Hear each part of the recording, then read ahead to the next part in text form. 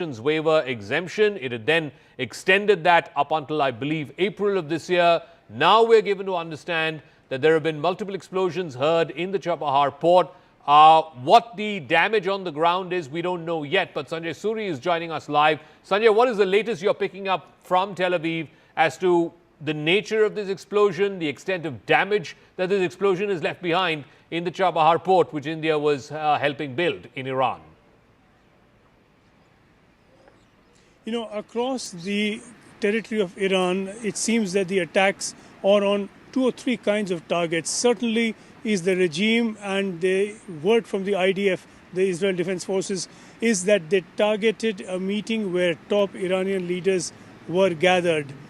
Who may have been killed in that attack and who has survived it, we don't know yet. As you were pointing out, there's no word of any danger at the moment to Khamenei or to Pezeshkian or to even other senior IRGC figures. So the first target really has been the regime. The second, clearly, the ballistic missile sites. There would be an attempt to attack those and to neutralize those.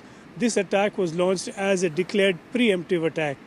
There can be, militarily speaking, a no more pointed preemptive action than to attack the missiles that Iran will certainly have been planning to launch, and of which it has launched a few already, to some devastating effect on a relatively minor scale, as you pointed out.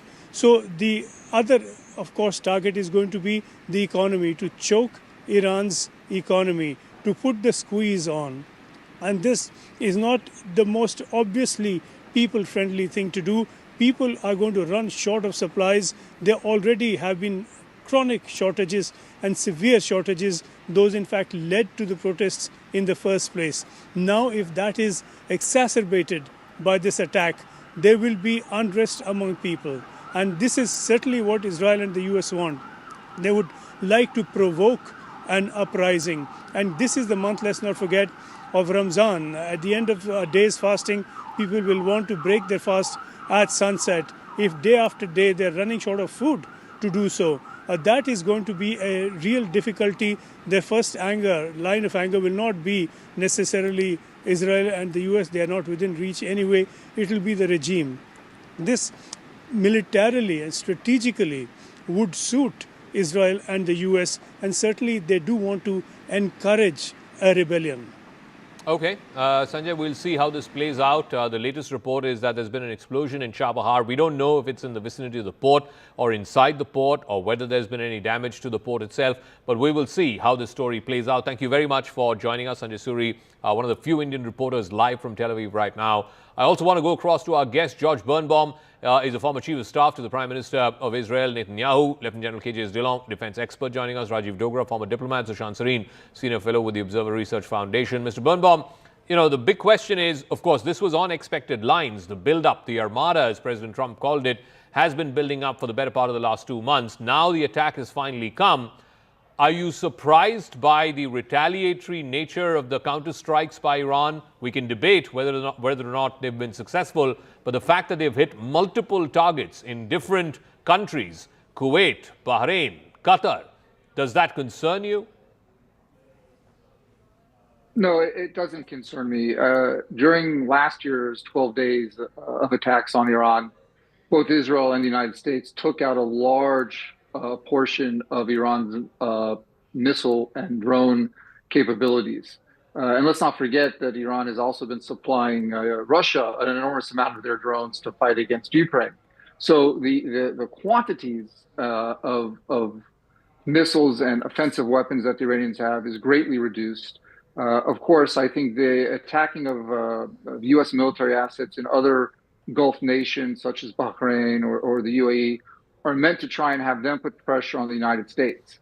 But I believe, based on my knowledge and conversations with many of the people in those countries and various forms of leadership, they are as much in favor of getting rid of the Ayatollahs as the Americans or the Israelis. They recognize how unstable Iran makes the Gulf region, oil markets, the world in general. And so while they will, I think, publicly show a little bit of condemnation for this, they are privately hoping that this is the beginning of the end of the Iranian regime. General Dillon, how easy or difficult would that be? It sounds easier said than done, especially in light of what's happened just in January, where people came out and protested in large numbers. And by the most conservative estimates, at least 6,000 people were brutally killed by the iron fist of the regime. And President Trump, earlier when he spoke from Mar-a-Lago, he spoke to the Iranian people and he said, this is your government to retake. Come out there and retake your government. How easy or difficult would it be, given just what we've seen in the last few weeks? Good evening, Zaka, and good evening to the fellow panelists and viewers. We must understand this war, which is initiated against Iran now, it's not going to be a single domain war. It's not going to be only a military war, or you cannot expect a regime change by only military means. It's going to be a multi-domain war. Military will do their best to destroy the key figures, that is the political or the government figures. It will also destroy the military assets, as the ballistic missile, as Sanjay Suri was saying, or the air defense. It will also destroy the economic assets, like Chabar port or any other thing. And it will most importantly destroy the military industrial complex, so that for the future, maybe 1 or 2 decades, Israel is not able to build this military capability again. And that includes nuclear assets. But that is one part. Second is, when they will destroy the economic aspects, the people will face hunger and they will do the uprising from within. That is the second domain. And third domain will be the economic sanctions, and fourth will be the narrative building. So it's going to be a multi-pronged attack, and it's not going to be over in a few days. I think it will take a little longer, but it's not going to go the Ukraine way also. It will take time. And General, I think now, you know, the second point that you made, which is about it will force the people to come out onto the streets and you know, ask for a regime change, you know, wouldn't the opposite happen? Now, this gives a reason to the Iranian people, certainly to the regime, to ask the people to rally around the Iranian flag, to rally around the regime, because the outsider is attacking you. yes, overtly they would do that. But from within, the people who have suffered at the hands of this regime for the last 40 years, and you yourself said a few thousand were massacred after the last, skirmish. So there will be internal uprising. Israel has assets inside Iran, so has the USA. So there will be people who would be vying for power or who would be vying for favoritism once the regime is changed. So nothing succeeds like success. Once the regime is on a downward decline, will be local leaders, there will. Okay. I'm going to go to a piece of breaking news that's just coming through, and this is a very significant development. Russian President Vladimir Putin has reportedly held a video conference call with representatives of the permanent members of the Security Council, all 5 P5 members, representatives. He's had a video conference to discuss the situation in Iran. Meanwhile, Oman, which was the mediator between America and Iran, has also called for a Security Council meeting for ceasefire implementation. It could happen as early as tonight. It's just beginning to be daybreak. In fact, it's early morning there in New York. It could happen as early as in the next few hours. I want to go across to Ambassador Rajiv Dogra. Do you see the rest of the world being able to, drive better sense into both America and Israel? Or do you see this only ending, as President Trump has suggested, with a regime change in Iran? What do you make of the fact that President Putin is now trying to play peacemaker, the Security Council likely to meet in the next few hours? Can they bring pressure to bear on Trump and on Netanyahu? Well, in any war, there are wheels within wheels. The first skirmish between America, Israel, and Iran, people were surprised when it ended the way it ended. And there were sort of attacks on a Qatari airbase, American airbase in Qatar, which had no assets really to speak of. And there was a counterattack by America in the final stages, which did not have much of an effect, because there was an understanding between America and Iran. Now, the first day has not really gone out as America had wanted. Trump had been talking of total collapse of the Iranian regime and total destruction of the Iranian establishment. That has not happened. On the other hand, Iran has given America a bloody nose. But it is not America and Israel who are standing in the way of stopping the war. It is Trump and Netanyahu who have personal stakes in starting the war because they had domestic issues that they wanted to divert their attention from. And that central fact has not disappeared and is not going to go away easily. Epstein is hanging like a ghost for Trump, and criminal charges are hanging like a dagger for Netanyahu.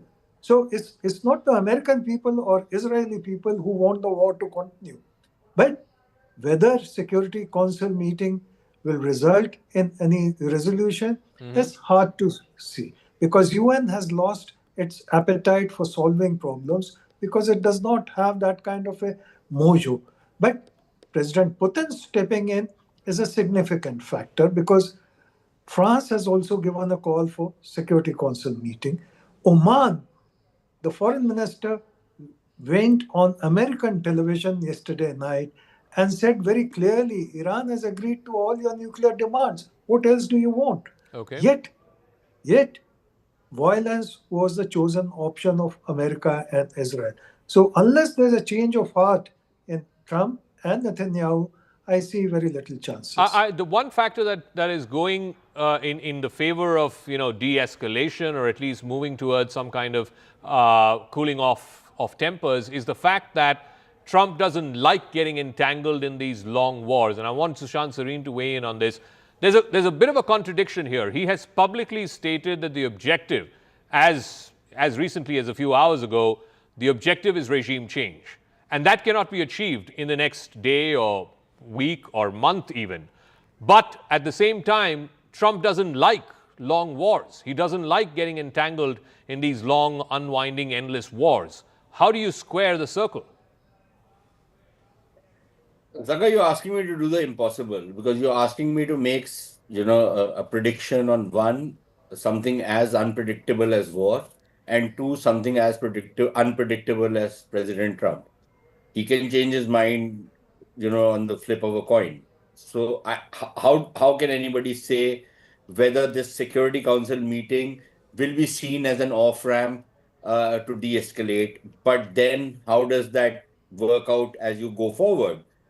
Because the Iranians will think that, well, they have actually, to use Ambassador Dogra's words, which I don't necessarily agree with, that they've given a very bloody nose to the Israelis and the Americans and also the other Gulf allies who've not taken very kindly to their territories being struck by Iran. In fact, they had taken a position that they will not allow their territory to be used against Iran. And now that Iran has attacked them, I don't see how they can simply, take it lying down. Second, if and where I tend to agree with General Dhillon is that although my timeline would be somewhat different, but look, if the offensive, the attacks on Iran severely degrade the capacity of the state, so it's not just an existential threat for the regime, which it is, it's also for the state. Because if the state's defensive and security structures are completely dismantled because of the kind of attacks that are being launched, how does the state protect itself from separatist forces, which are fairly strong, from dissident groups, which will emerge? Because let us not forget, there is a substantial population in Iran which does not take very kindly to this regime, which is quite sick of it. There is, of course, another substantial population which supports it. You might be looking at a civil war-like situation, which in a sense, in a very perverse sense, works for not just the Arab states, but also for Israel and the United States, that an Iran at war with itself, severely destabilized, is less of a threat. But then that destabilization does not stay in Iran. There is no guarantee. It spreads to rest of the region as well. We've seen what happened in Iraq, for example. Now, people will say, don't compare apples and oranges. But frankly, you have to make these comparisons with what happened in Libya, what happened in Iraq, what happened in Syria, and the arc of instability which hit the Middle East and the kind of forces that were unleashed. So let us wait and see. I don't think it's even 12 hours into this conflict. Maybe it'll end by tonight. Maybe it'll carry on for a few days more. Maybe it'll carry out for months altogether. But I don't see how the objectives which the Americans and the Israelis have identified are likely to be achieved overnight, and whether they can actually pull back without those objectives being achieved substantially. Let me go back to Mr. Birnbaum. You know, Sushant was saying that comparing Iran and Iraq, what happened in Iraq in 2003, is apples and oranges. But let's do that comparison, because that's the last time you saw, quote unquote, regime change in a significant way. But it happened almost a month after Operation Desert Storm, I think it was called back then. And US ground troops went in. They hunted down Saddam Hussein. That was the last big example of regime change. Of course, I'm not counting Nicolas Maduro, which happened last month in January, because that's a different set of circumstances. But if it's Iran, all right, Trump has just issued a latest statement. I'm going to go to that straight away, and I'll come back to you, Mr. Birnbaum, in just a moment. President Trump has put out the latest statement. He's speaking from Mar-a-Lago, his residence in Florida, his estate in Florida. He has said that he wants his legacy from the strikes and his push for regime change in Iran is going to be about freedom for the Iranian people. It's not about him or America. He wants it to be about freedom for the Iranian people. That's what the regime change is all about. It has nothing to do with his own legacy. How easy or difficult is that going to be? Mr. Birnbaum, weigh in on this latest statement by the president. He wants freedom for the Iranian people, but the Iranian people were crushed under the might of the state just a few weeks ago. Before I answer that, I want to take issue with what the former ambassador said, which I think his remarks were quite disgusting and a disservice to the people in India who are listening. This is not about domestic political issues for Netanyahu or for President Trump. Pakistan has 170 nuclear warheads right next to you. The existential threat that Pakistan creates for the Indian people is quite known to all of you and all of your listeners. The existential threat that Iran would have by having nuclear ballistic weapons is something that neither the US, neither Israel, nor anyone in India should want. And to try and say that these actions have anything to do with domestic political issues is actually quite insulting and quite disgusting. I think the former ambassador needs to check himself, because I don't think anyone on this panel thinks that the India-Pakistan region is safer because Pakistan has 170 nuclear warheads at their disposal, which could easily hit any city in India if they wanted to. So I really take what the former ambassador said as quite insulting. With regard to what your other guests have said, yes, regime change will not be overnight. I agree with that. I agree with the fact that it will take time, and it will take a combination of taking out the capabilities of the Iranian regime, the military capabilities, the domestic police, the armed forces, those kinds of things. It will take the people uprising in the streets to take over the institutions that exist in Iran. And it is a process of time. And I cannot predict, as they have said, is this a matter of days, weeks, months? A lot will have to do with how much pressure militarily the U.S. and Israel put on Iran in the coming days. I don't think, as you said, that the international community can have Israel and the U.S. Think in a better way. The best thing for the world right now is to take out the existential threat of the Iranian nuclear capability and remove the Ayatollahs from power. That is the best thing the world could want. A ceasefire with Iran right now would be a disservice to stability for generations. This is an opportunity that comes once in a lifetime, and I really hope that the Americans and the Israelis see it through, not just for the sake of the Israeli people, the American people, the Persian people, but for the Indian people as well and for the rest of the world. Because taking out Iran takes out an existential threat. And I would not be surprised if much of Pakistan's nuclear capability has to do with Iran's nuclear ability. So we have to be really careful and be really sure that what we're doing here and what we're saying to your listeners is absolutely correct. This is not a diversion from domestic political issues in America and the United States and in Israel. This is about taking out a major international existential threat to people around the world that is proven over time to have been threatening everyone in the region. Let Ambassador Dogra respond to that. Ambassador. Well, it's good to hear your guest from Israel, even if he's mistaken in what I had said.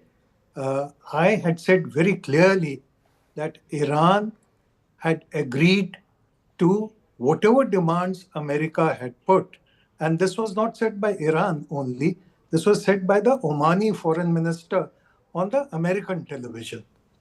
So, They did where is not the agree threat? to just. They did No, not Mr. agree Birnbaum, to No, Mr. stop please, their Birnbaum, one ballistic. second, please please, don't No, Mr. no, interrupt. Birnbaum, that is not Please true. don't interrupt. That is no, not no, true. no, Mr. What the Birnbaum, ambassador is no, saying please is don't not interrupt. true. No, Mr. no, no, no, Birnbaum, no. Mr. He's Birnbaum, not going to get please, away with Mr. telling untruths. Birnbaum, please He's do not. not interrupt. No, You can please. cut me off Let the him air if you finish. want. He's No, not no, going to let get him away with finish. telling Let him finish. untruths. We're all They did civilized. We're not all agree adults to here. take down their ballistic military We are capabilities. all That is not adults. true. We're all civilized here. Let Ambassador It's Dogra not about respond, adults. It's and not being then civilized. It's no, about no, telling the truth. let him speak, please, and then I'll come back to you. Yeah, Ambassador Dogra.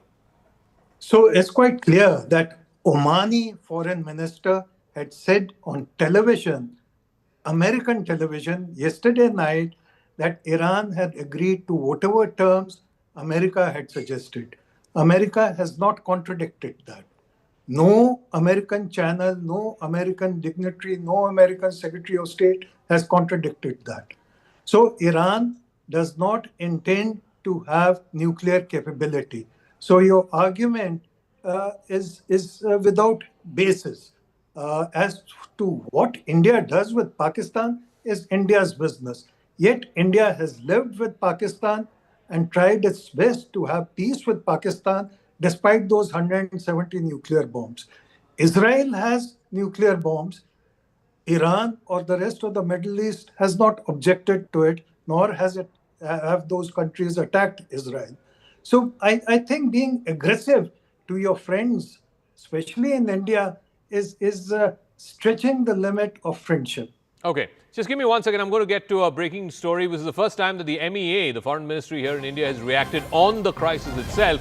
They've talked about the Indians who are stuck there, the students who are stuck there, but this is the first formal statement from the foreign ministry, the Ministry of External Affairs, that India is deeply concerned at the recent developments in Iran and in the Gulf region. We urge all sides to exercise restraint, avoid escalation, and prioritize the safety of civilians. Dialogue and diplomacy should be pursued to de-escalate tensions and address underlying issues. Sovereignty and territorial integrity of all states must be respected. Our missions in the region are in touch with Indian nationals and have issued appropriate advisories asking them to remain vigilant, stay in contact with the missions, and follow local security guidance. Sushant, the Prime Minister was in Israel just 2 days ago.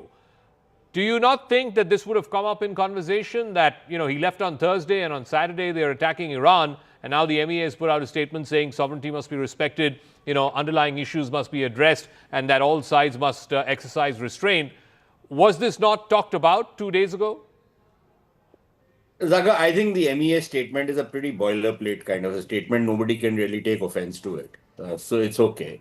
And frankly, I think we have equities with both Israel as well as Iran. We don't want to spoil any of it. So we're trying to tread some kind of a middle path. And I'm sure everybody has been talking about what is likely to happen in the Iranian theater for the last so many weeks. I would be very surprised if the two prime ministers, did not have a conversation on it. Now, neither you nor I, we are privy to what exactly the plans were, whether any plans were discussed, whether Mr. Modi was told what exactly they have in mind. Perhaps that would not have happened. But just one point of correction one of the rare occasions where I disagree with Ambassador Dogra. The difference between Iran and Israel on nuclear weapons is that Israel, despite possessing nuclear weapons for decades, has never threatened the extermination of Iran or the Iranian people, something that Iran has consistently done for many, many years. They have called for the extermination of Israel. Secondly, and that's again something quite similar to between India and Pakistan, the Pakistanis have always used their nuclear weapons to threaten India, to threaten us with extermination, to use those bombs. They have these idiot ministers. Most of these Punjabi Muslims are idiots anyways, but they have these idiots who keep telling us that these are not bombs that we are going to, for use during Eid celebrations. That means that they have reserved their bombs to exterminate us, the Hindus. So clearly there is that similarity between how Iran threatens Israel and how the Pakistanis threaten us. So there is that parallel. And I Okay. really think as the Dogra should have taken that into account. But his other point is well taken, that yes, look, my problem is not what was being negotiated. My problem is that, and that is a fact, whether anybody likes it or not, that the goalposts of these negotiations were constantly being shifted. Shifting, yeah. It started with the nuclear thing, it went on to missiles, it went on to a couple of other things. And that is where, there was always going to be this kind of an obstacle which would come, which would serve as a kind of a casus belli, which is what seems to have happened this time around. Okay, I also want to go across to Michael Kugelman, who's joining us from our event at Rising Bharat just here in New Delhi. He's a senior fellow with the Atlantic Council. Thank you very much, Michael, for speaking with us. President Trump has spoken a few hours ago, and he's laid out, as he sees it, the objective of this particular operation, a joint Israeli-American operation, and he says it's regime change. In fact, he's spoken directly to the Iranian people and said, once we are done, I urge you to come and take over or take back your government, take back your country. How easy or difficult is that going to be? And contrast that with Trump's own propensity or appetite, if you will, for not wanting to get entangled in long drawn-out wars. Yeah, absolutely. I mean, first of all, the fact that this has been declared by the U.S. as a regime change kind of war suggests that, or doesn't suggest, it means that the Iranian regime will see this as an existential threat to its existence. So that suggests that it's going to take all possible measures to try to deter what the U.S. and Israel are doing, and that could entail deploying its array of proxies around the region, and we've already seen attacks on U.S. targets around the Middle East. So that's very concerning. And you make a very important point about Trump had promised his base, his supporters, that he would not get involved in military adventurism, and he could have perhaps justified the military operation in Venezuela as something tied to key U.S. interests like energy, drug prevention, whatever the case might be. But this is a far-off war that could entail a significant risk to the lives of U.S. soldiers, depending on how things go. And given that President Trump, I would argue, is already facing significant political challenges at home, particularly as his tariffs now have led to increased food inflation in the U.S., among other things, this could become a political liability for him with midterm elections later this year. But to this point, that has not deterred him. He seems very committed to partnering with Israel on this war. So how easy or difficult would that regime change be, just given what we saw in January in Iran? Very difficult. As I said, the Iranian regime is not just going to sit quietly, and just because we had large-scale anti-government protests in Iran in recent weeks and months does not suggest that this U.S. military offensive is going to propel the Iranian public to come out and try to do things to make things even more difficult for the Iranian regime. I would think that many of those protesting against the Iranian government in previous weeks would not have wanted to see a U.S. Or an Israeli/U.S. military operation in the country. So I really think that this could be a very, very reckless, it is a reckless gamble by both Israel and the United States. This is so different from what we saw the Trump administration do in Venezuela. It's so much more risky. And I really are concerned about the regional impacts that this could have, not just in the Middle East, but further afield, including in this neighborhood. Okay, just give me a moment. We're going to go across to another piece of breaking news that's coming through. Just earlier in the program, we talked about President Putin weighing in and having video calls with permanent members of the Security Council. Now, Ukrainian President Zelensky has backed the strikes in Iran. He has said, and I quote, "Although Ukrainians never threatened Iran, the Iranian regime chose to become Putin's accomplice and supplied him with Shahed drones, and not only the drones themselves, but also the technology that produces them. Iran also provided other weapons to Russia. It's fair to give the Iranian people a chance to rid themselves of a terrorist regime and to guarantee security for all nations that have suffered from terror that is originating from Iran." I want to get in General Dillon on this. So you have the Russian president speaking to P5 members, trying to, play peacemaker. Maybe a Security Council meeting will happen later tonight. And then you have the Ukrainian president saying that these strikes are justified because Iran has been supporting Russia. with its Shahid drones and other drones in the Russia-Ukraine war. How do you see this, General Dillon?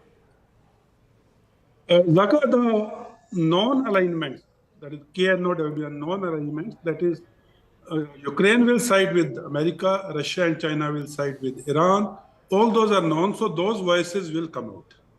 We talked about the UN Security Council, we talked about the EU, we talked about some other countries. All these other voices, they will come out, but they will also covertly tell everyone that we are looking the other side. We are not much serious about what we say in public. So these people who are firmly behind this group or that group will speak in the favor of their own partners. But most importantly, the point is, which came out about Pakistan also, and Sushant Singh also talked about Pakistan nuclear weapons being targeted at India. I just want to amplify that point a little more, and I want to support the argument given by Sushant Singh. Asim Munir on American soil had said that we will take down half the world with us. Now, that is the seriousness of Pakistan about use of nuclear weapons. So we are looking at another thing about Pakistan, and as a military man, I must bring to the table. If you see, the air defense is the main asset of Iran, which is protecting Iran's assets. Now, they are all directed towards Israel or towards South. If the Iranian air defense setup has to be weakened, the eastern flank of Iran, that is facing Pakistan, has to be opened. Now, if eastern front has to be opened, Pakistan's airspace or Pakistan's air bases should be used or have to be used by the Americans. And Pakistan is the only country in the region which can be bought by a few dollars. Do you see that happening, General? General, do you see that happening? That the Pakistanis will allow their bases to be used by America and Israel? Just yesterday, I think we missed out a very important statement where America said we support Pakistan against Afghanistan. Yeah, they did. America has never made a statement like this, any local, conflict going in between two countries. And now this statement that we support Pakistan against Afghanistan, which is hardly a military power, also goes to prove they're pampering Pakistan. And if the Pakistani side airspace is used, that way Iranian air defense will weaken to 50%. And then it will be easy for them to destroy the military, economic, or the political targets with much better ease. That is the point I want to make. That's a significant one. Sushant, you're the resident Pakistan expert. Do you see that happening? Because if that happens, then basically Iran is getting hit both from the west, which is from the Pakistani side, and it's getting hit, from the east, from the Pakistani side, and also from the west, which is where America and Israel are hitting them right now from. Yeah, so Zaka, it will be very risky for the Pakistanis to be seen to be openly siding with the United States in an attack on Iran. It will have repercussions for the regime, but it is entirely possible that the military dictatorship in Pakistan might figure it out and think that they can bludgeon the opposition. Frankly, there's very little to choose between what the Pakistanis do to their people and what the Iranians do to their people, in terms of political rights. The Pakistanis steal an election just as much as anybody else. So the fact of the matter is that the Pakistanis can keep saying some government is not representative as if their own government is representative. They've completely stolen an election. But there is just one doubt in my mind, which is that the American dependence on Pakistani airspace to attack the eastern flank of Iran is not really that compelling, in the sense that they can attack eastern Iran even from the sea route. They have their naval bases, their floating naval bases, which are the aircraft carriers. They have the capabilities to attack Iran from there, and it's a very short flying distance from some of their bases in the Middle East. So they can do that. It's not like the kind of compulsion they had when they were operating inside Afghanistan, where they definitely needed the Pakistani land routes and the airspace. Okay. Those conditions are not there insofar as Iran is concerned. But for all you know, and given the proclivity of Pakistanis to sell themselves for a few dollars, they might actually tell the Americans that, gee, Huzur, please come, we will give you our territory. use our bases, attack the Iranians. They are Shias anyways, they're not even Muslims. The Pakistani Muslims are quite capable of doing something like this, especially the Punjabis. Okay. I want to try and see. I believe Shireen Bhan is speaking with the visiting dignitary, the Canadian Prime Minister, Mark Carney. Let's try and see if we can cut across to that. All right. Have made episodic progress, but not comprehensive progress. Those efforts intensified in recent weeks without resolution. It's led us to this.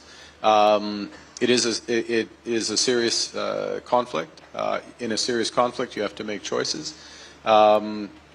We have a consistent position. Prevention of Iran obtaining nuclear weapons, prevention of the state-sponsored terrorism that has plagued the Middle East in multiple forms, and support for the Iranian people. And the consequence of that will be determined by whether Iran de-escalates. We call on all parties to protect civilian lives as best as possible in what is a very serious situation. If Iran chooses not to de-escalate at this point in time and we continue to see a protracted escalation, when you say that you support the US and you support Israel, what could that support entail? Do you see Canada getting involved as well? Well, look, we have not been party to the military build-up to this or the military planning of this, so it is not envisioned that we would be part of it moving forward. But certainly we have both the Minister of Finance, myself with the President, the Minister of Finance with their counterpart, Minister of Foreign Affairs, I should say, and myself with the President. We've had a series of discussions over recent weeks about the possibility of this happening if the diplomatic efforts were not successful. It's been very clear the threat of what has now been realized in terms of military action. It should have been clear to an Iranian regime which has refused to dismantle fully its nuclear program and continues to pose a serious threat to the region. As a former central banker, what could this mean now potentially for the commodities markets, and what sort of a challenge does it pose for central banks as well as for fiscal policy around the world? In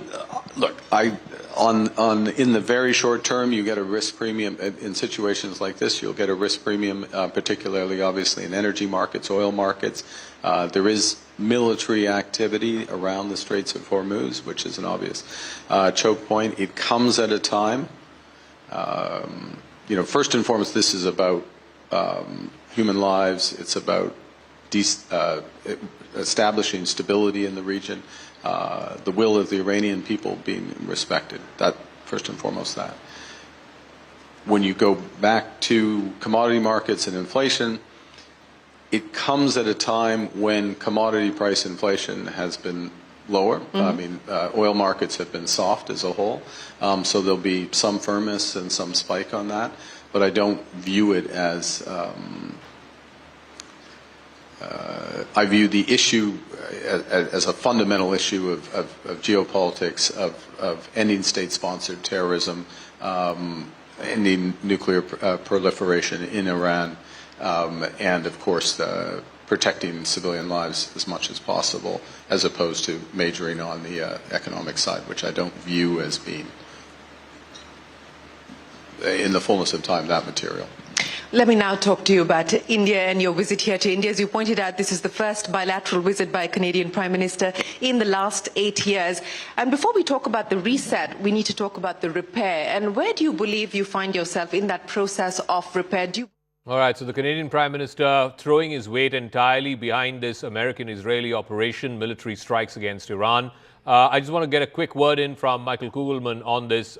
So the Canadian Prime Minister, is this also a way of him trying to sort of soothe the ruffled feathers with President Trump of late? Canada and America have had all kinds of problems when it comes to their trading relationship. Or we're not seeing the Canadian Prime Minister take the same line as, let's say, the French president or the Russian president for that matter? Right. I mean, we've already seen some other leaders from the West appear to come out in support of Israel and the United States. For example, the Australian Prime Minister came out with what came across as a pretty strong statement in support of the Iranian people, the Iranian public, which could be seen as going against the regime. It's going to be very delicate in terms of how America's allies handle things, and particularly those that are geographically located closer to the conflict. So, you know, as we know, some leaders are more concerned than others about upsetting or provoking the president. But, you know, given how explosive a situation this conflict has become, I think that everyone, that all heads of state, heads of government, are just going to be very careful about how they message their views on the war, keeping in mind the conflict itself, but also how President Trump might react. Okay, just give me a moment, gentlemen. We're getting another piece of breaking news. Reuters is now reporting that the Iranian Defense Minister Amir Nasirzadeh and the IRGC top commander Mahmoud Pakpour have both been killed in the Israeli attacks. Earlier, Israeli media had also reported that the defense minister and the leading commander of the IRGC both had been eliminated. Now it's been confirmed by a Western news agency in Reuters. These are two big targets, no doubt about it, and this will have far-reaching resonance in Iran and beyond. But the two principal protagonists, which is the Supreme Leader Ayatollah Ali Khamenei and the President Masoud Pezeshkian, both, we don't have any word yet on what is their status, what is their fate, are they still alive? The last we heard about the Supreme Leader was that he was taken into a hidden bunker. Of course, President Trump has made it amply clear that his objective for this military operation, Lion's Roar, is what the Israelis are calling it, Epic Fury is what the Americans are calling it, is regime change. He wants the Ayatollah regime to be deposed, and he wants the Iranian people to take back their government. I want to go back to Ambassador Dogra on this. What do you make of this latest confirmation now from Reuters that the defense minister and one of the lead commanders of the IRGC both have been eliminated in these strikes? Well, even if the supreme leader is eliminated, I think Iranians have already sort of figured for that consequence. They have the second line of leadership who will step in. So hopefully this is a serious blow, but this will not be an irreplaceable blow. The other question, coming back to your UN Security Council meeting, I think that's a very interesting new dimension, because normally when, for example, the second Gulf War, America went to UN to seek permission in order to start the war for a regime change. This time, it has not cared for that.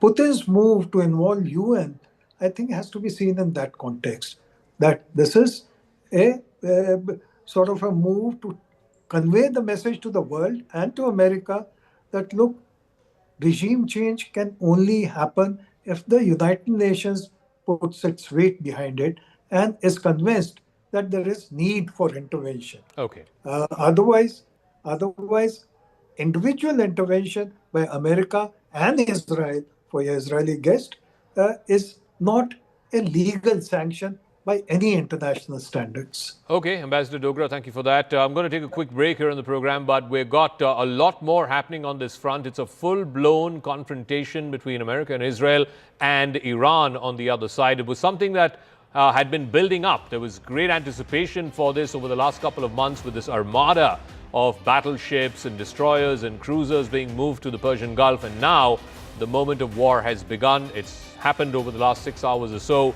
What might the next steps be? What might the end game be?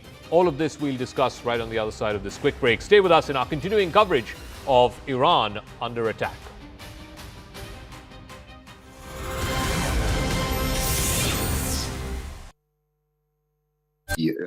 Are reporting missile attacks.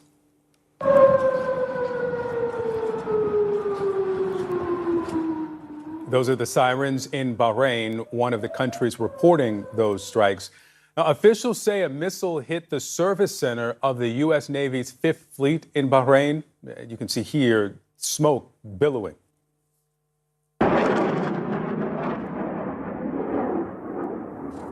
And you can see here a missile flying over Erbil, Iraq.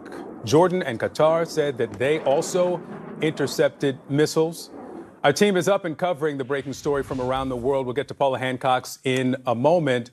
But first, we'll go to CNN's Jeremy Diamond in Tel Aviv. Jeremy, what's happening there? Well, Victor, we have been witnessing over the last few hours the beginnings of Iran's retaliation for those U.S. and Israeli strikes targeting a variety of Iranian targets over the course of the last several hours. So far, we haven't witnessed any major impacts in Israel as a result of what an Israeli military official tells me have been dozens of Iranian ballistic missiles that have been targeted at Israel. It appears that the majority of those have so far been intercepted. This all began at about 8:15 a.m.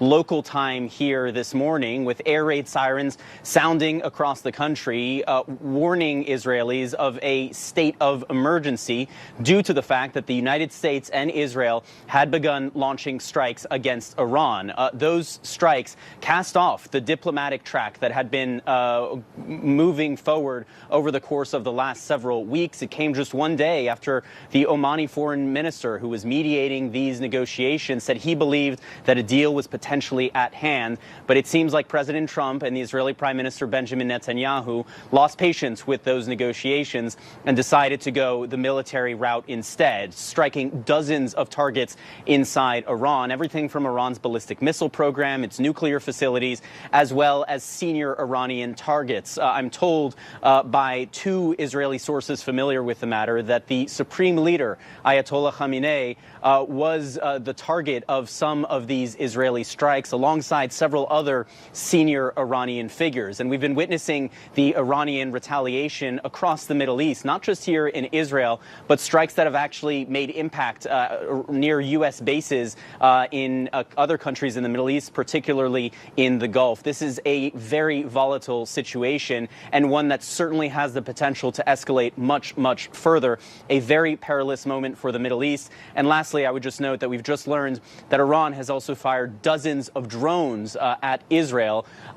Those typically take a bit longer to actually reach their targets here. They do tend to be intercepted, in particular by Israeli jets. We will see, but those are now en route to Israel. So this targeting and this back and forth is certainly going to continue throughout the day, and in fact, expected to continue for several days. Victor? Jeremy Diamond reporting from Tel Aviv. Jeremy, thank you. Becky, the scope and scale of the response continuing to expand in this retaliation from Iran. That's right. That's right. Explosions here in Abu Dhabi, in the UAE, and heard over Dubai as well in the past couple of hours. Joining me now is CNN correspondent Paula Hancock, who is here in Abu Dhabi.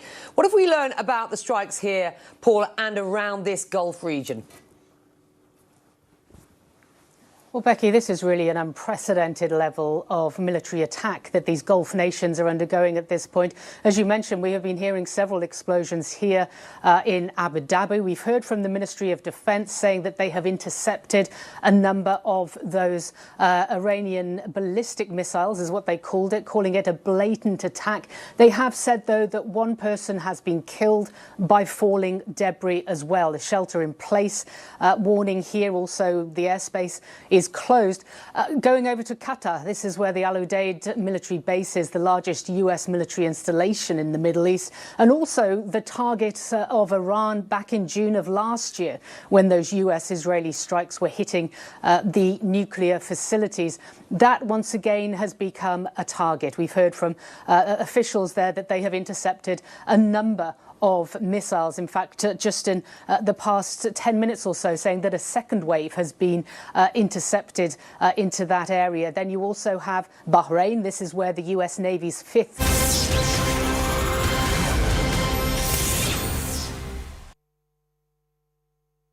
So America has decided that the Iranian regime has to change. So we've got to go ahead, and because we don't like you, you got nuclear weapons, so we got to do away with you. Some time back in Bangladesh, they said, all right, we don't like the current leader, so we got to take you off. Do you think nations should have this power to engineer regime changes in governments they like or don't like? Thank you. You know, all countries' situations are not the same.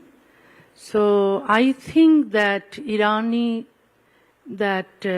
mullah regime should be changed, because you know that so many women were murdered because they did not want to wear the compulsory hijab. So this mullah regime must be changed, and a secularist government should be there in Iran. But in Bangladesh, what happened in Bangladesh, it was actually the jihadi supported government came to power, like Muhammad Yunus. He supported jihadis and Islamic terrorists, and he destroyed the country. You know, he wanted to remove the history of 1971 war against Pakistan, and the people who were collaborators of Pakistani army in 1971 were supported by Muhammad Yunus, and also Jamaat-e-Islami, the Islamist party, is also supported by Muhammad Yunus. And now it is better that not Jamaat-e-Islami, Bangladesh Nationalist Party in power after election. So it is good. So yeah, so I was trying to highlight this contradiction, but I put the question another way. So in Afghanistan, the Taliban and the mullahs are okay. In Bangladesh, to remove one regime, radicals, giving flight to radicals is okay. In Iran, we don't like the mullah regime, so we want to remove them. Now, can the world afford to have a duplicitous position about radicals and about radical mullahs, especially radical Islam? no, nowhere actually radical Islam or radical mullahs are okay. In Afghanistan, Taliban are in power. They don't allow any girls to go to school. They don't allow any women to go to work. You know, it's not good. Maybe Afghanistan is now supported by some countries, but it doesn't mean that Afghanistan is in good shape. So women have been suffering in Afghanistan, and this mullah regime must be removed, and a secularist party should be in power, and where, there should not be any Islamic laws, there should not be any religious laws. Laws should be based on equality and justice, and women should get,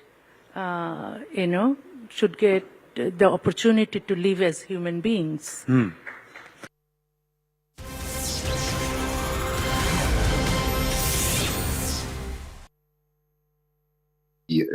Are reporting missile attacks.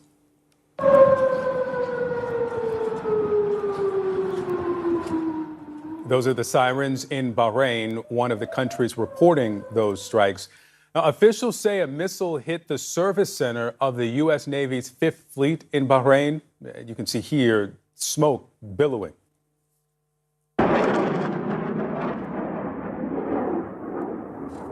And you can see here a missile flying over Erbil, Iraq. Jordan and Qatar said that they also intercepted missiles. Our team is up and covering the breaking story from around the world. We'll get to Paula Hancock's in a moment. But first, we'll go to CNN's Jeremy Diamond in Tel Aviv. Jeremy, what's happening there? Well, Victor, we have been witnessing over the last few hours the beginnings of Iran's retaliation for those U.S. and Israeli strikes targeting a variety of Iranian targets over the course of the last several hours. So far, we haven't witnessed any major impacts in Israel as a result of what an Israeli military official tells me have been dozens of Iranian ballistic missiles that have been targeted at Israel. It appears that the majority of those have so far been intercepted. This all began at about 8:15 9:15 a.m. local time here this morning, with air raid sirens sounding across the country, warning Israelis of a state of emergency due to the fact that the United States and Israel had begun launching strikes against Iran. Those strikes cast off the diplomatic track that had been moving forward over the course of the last several weeks. It came just one day after the Omani foreign minister, who was mediating these negotiations, said he believed that a deal was potentially at hand. But it seems like President Trump and the Israeli Prime Minister Benjamin Netanyahu lost patience with those negotiations and decided to go the military route instead, striking dozens of targets inside Iran, everything from Iran's ballistic missile program, its nuclear facilities, as well as senior Iranian targets. I'm told by two Israeli sources familiar with the matter that the supreme leader, Ayatollah Khamenei, was the target of some of these Israeli.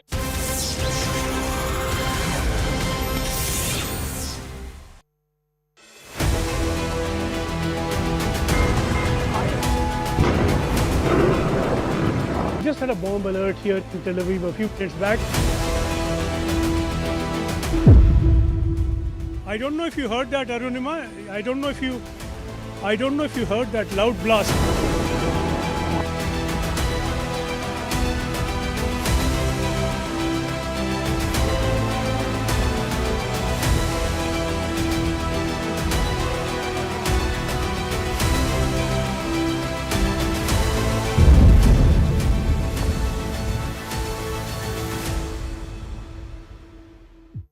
Well, the man in the hot seat is Mr. Rajesh Kumar Singh.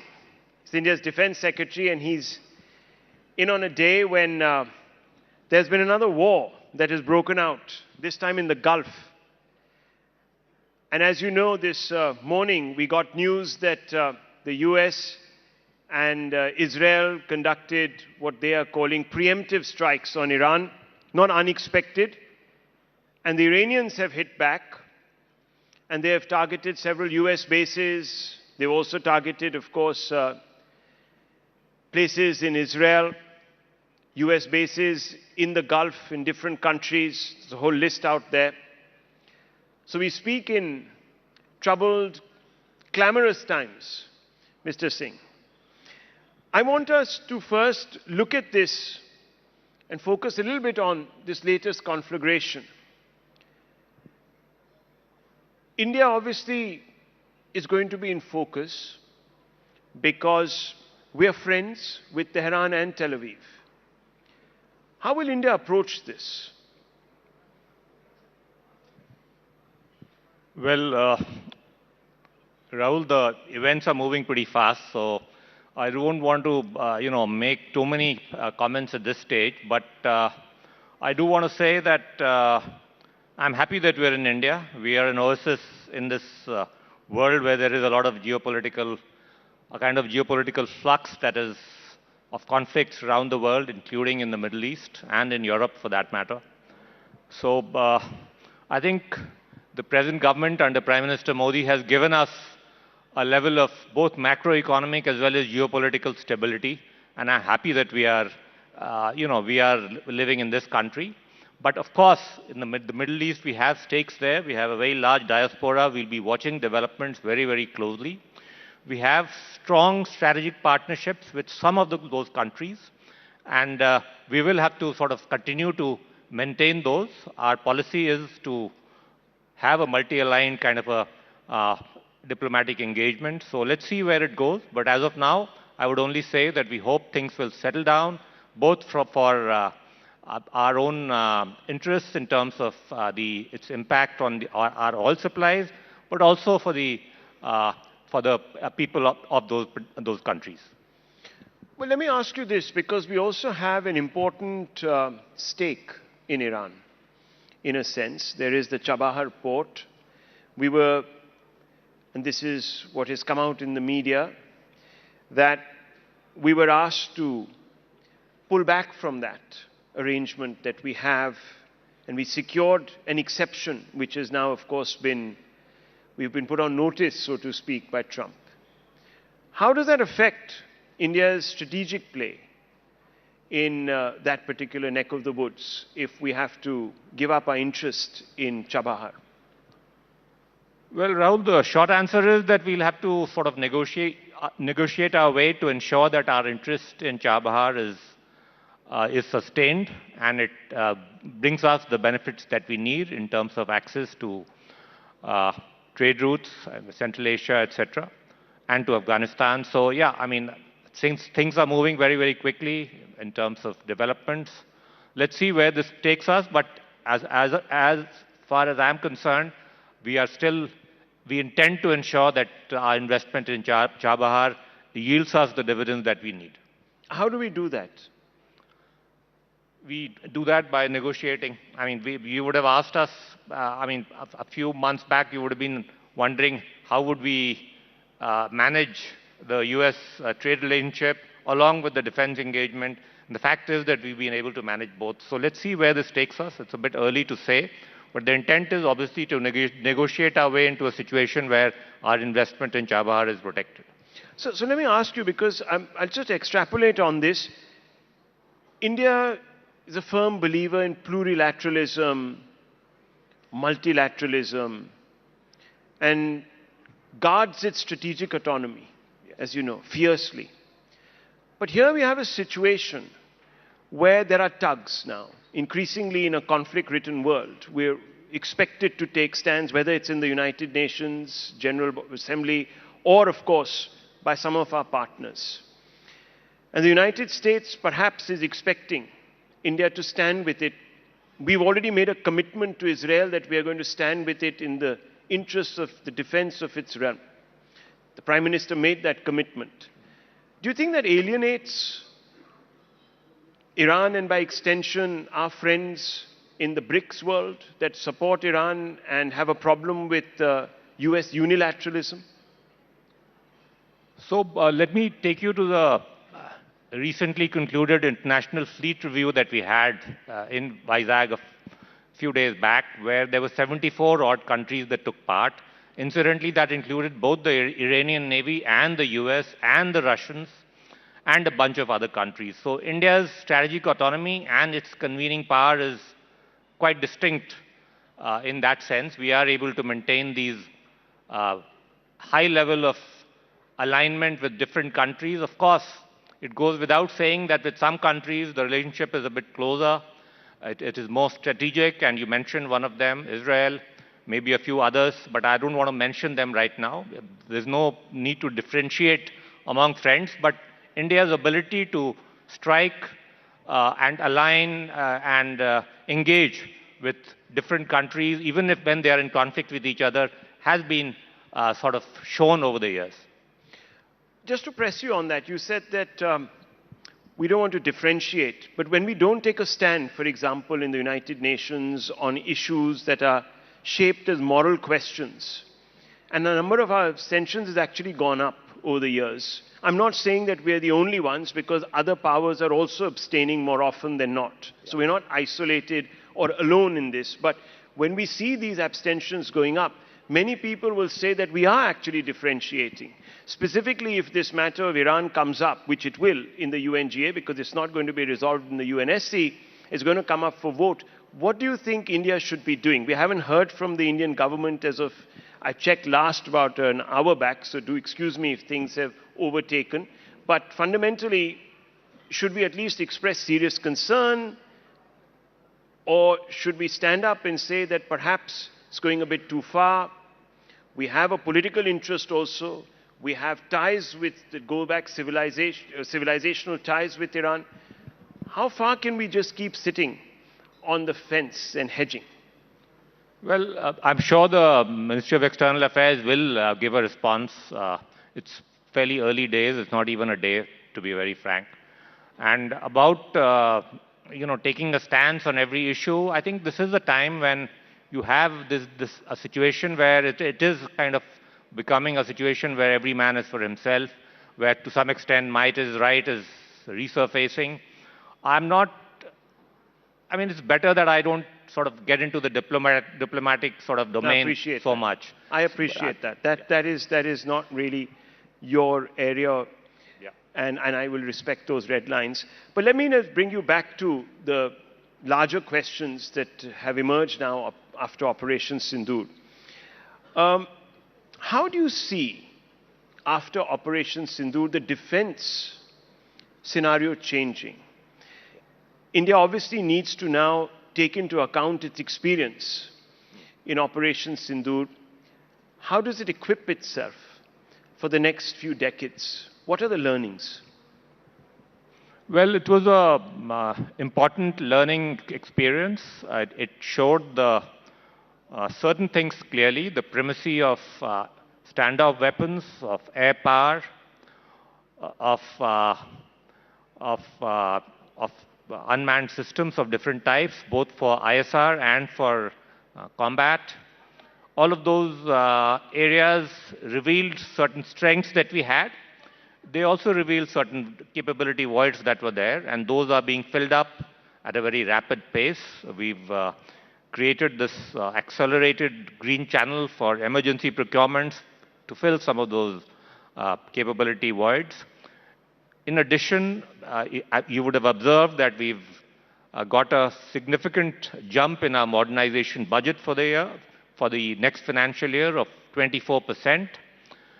That would enable us to ensure that in different areas for the Air Force, we will need more fighters, more refuelers, and more AWACS. For the Navy, we need more platforms, including underwater platforms. And as I mentioned, we need more unmanned systems of different types for both ISR and for combat. So all of those areas are being addressed very, very speedily in terms of faster procurements. We've signed, as I keep mentioning, a record 2.9 lakh crores of 2.9 lakh crore worth of contracts last year. This year, we've already hit about 2 lakh crores of contract. The intent is to give visibility to industry in terms of what they need to do all the way down the value chain. And we're going to keep up the pace until every area of where we have a capability issue is speedily addressed. So the DAC has gone ahead and approved purchases of the Rafales, as you know. There are also conversations happening with the Russians for the purchase of the advanced Sukhoi. There's also, of course, US interest. Which direction are we headed? Are we going to keep all three engaged? Are they all three players that we're looking at to acquire aircraft and other weapon systems, specifically aircraft? Let's talk about those first.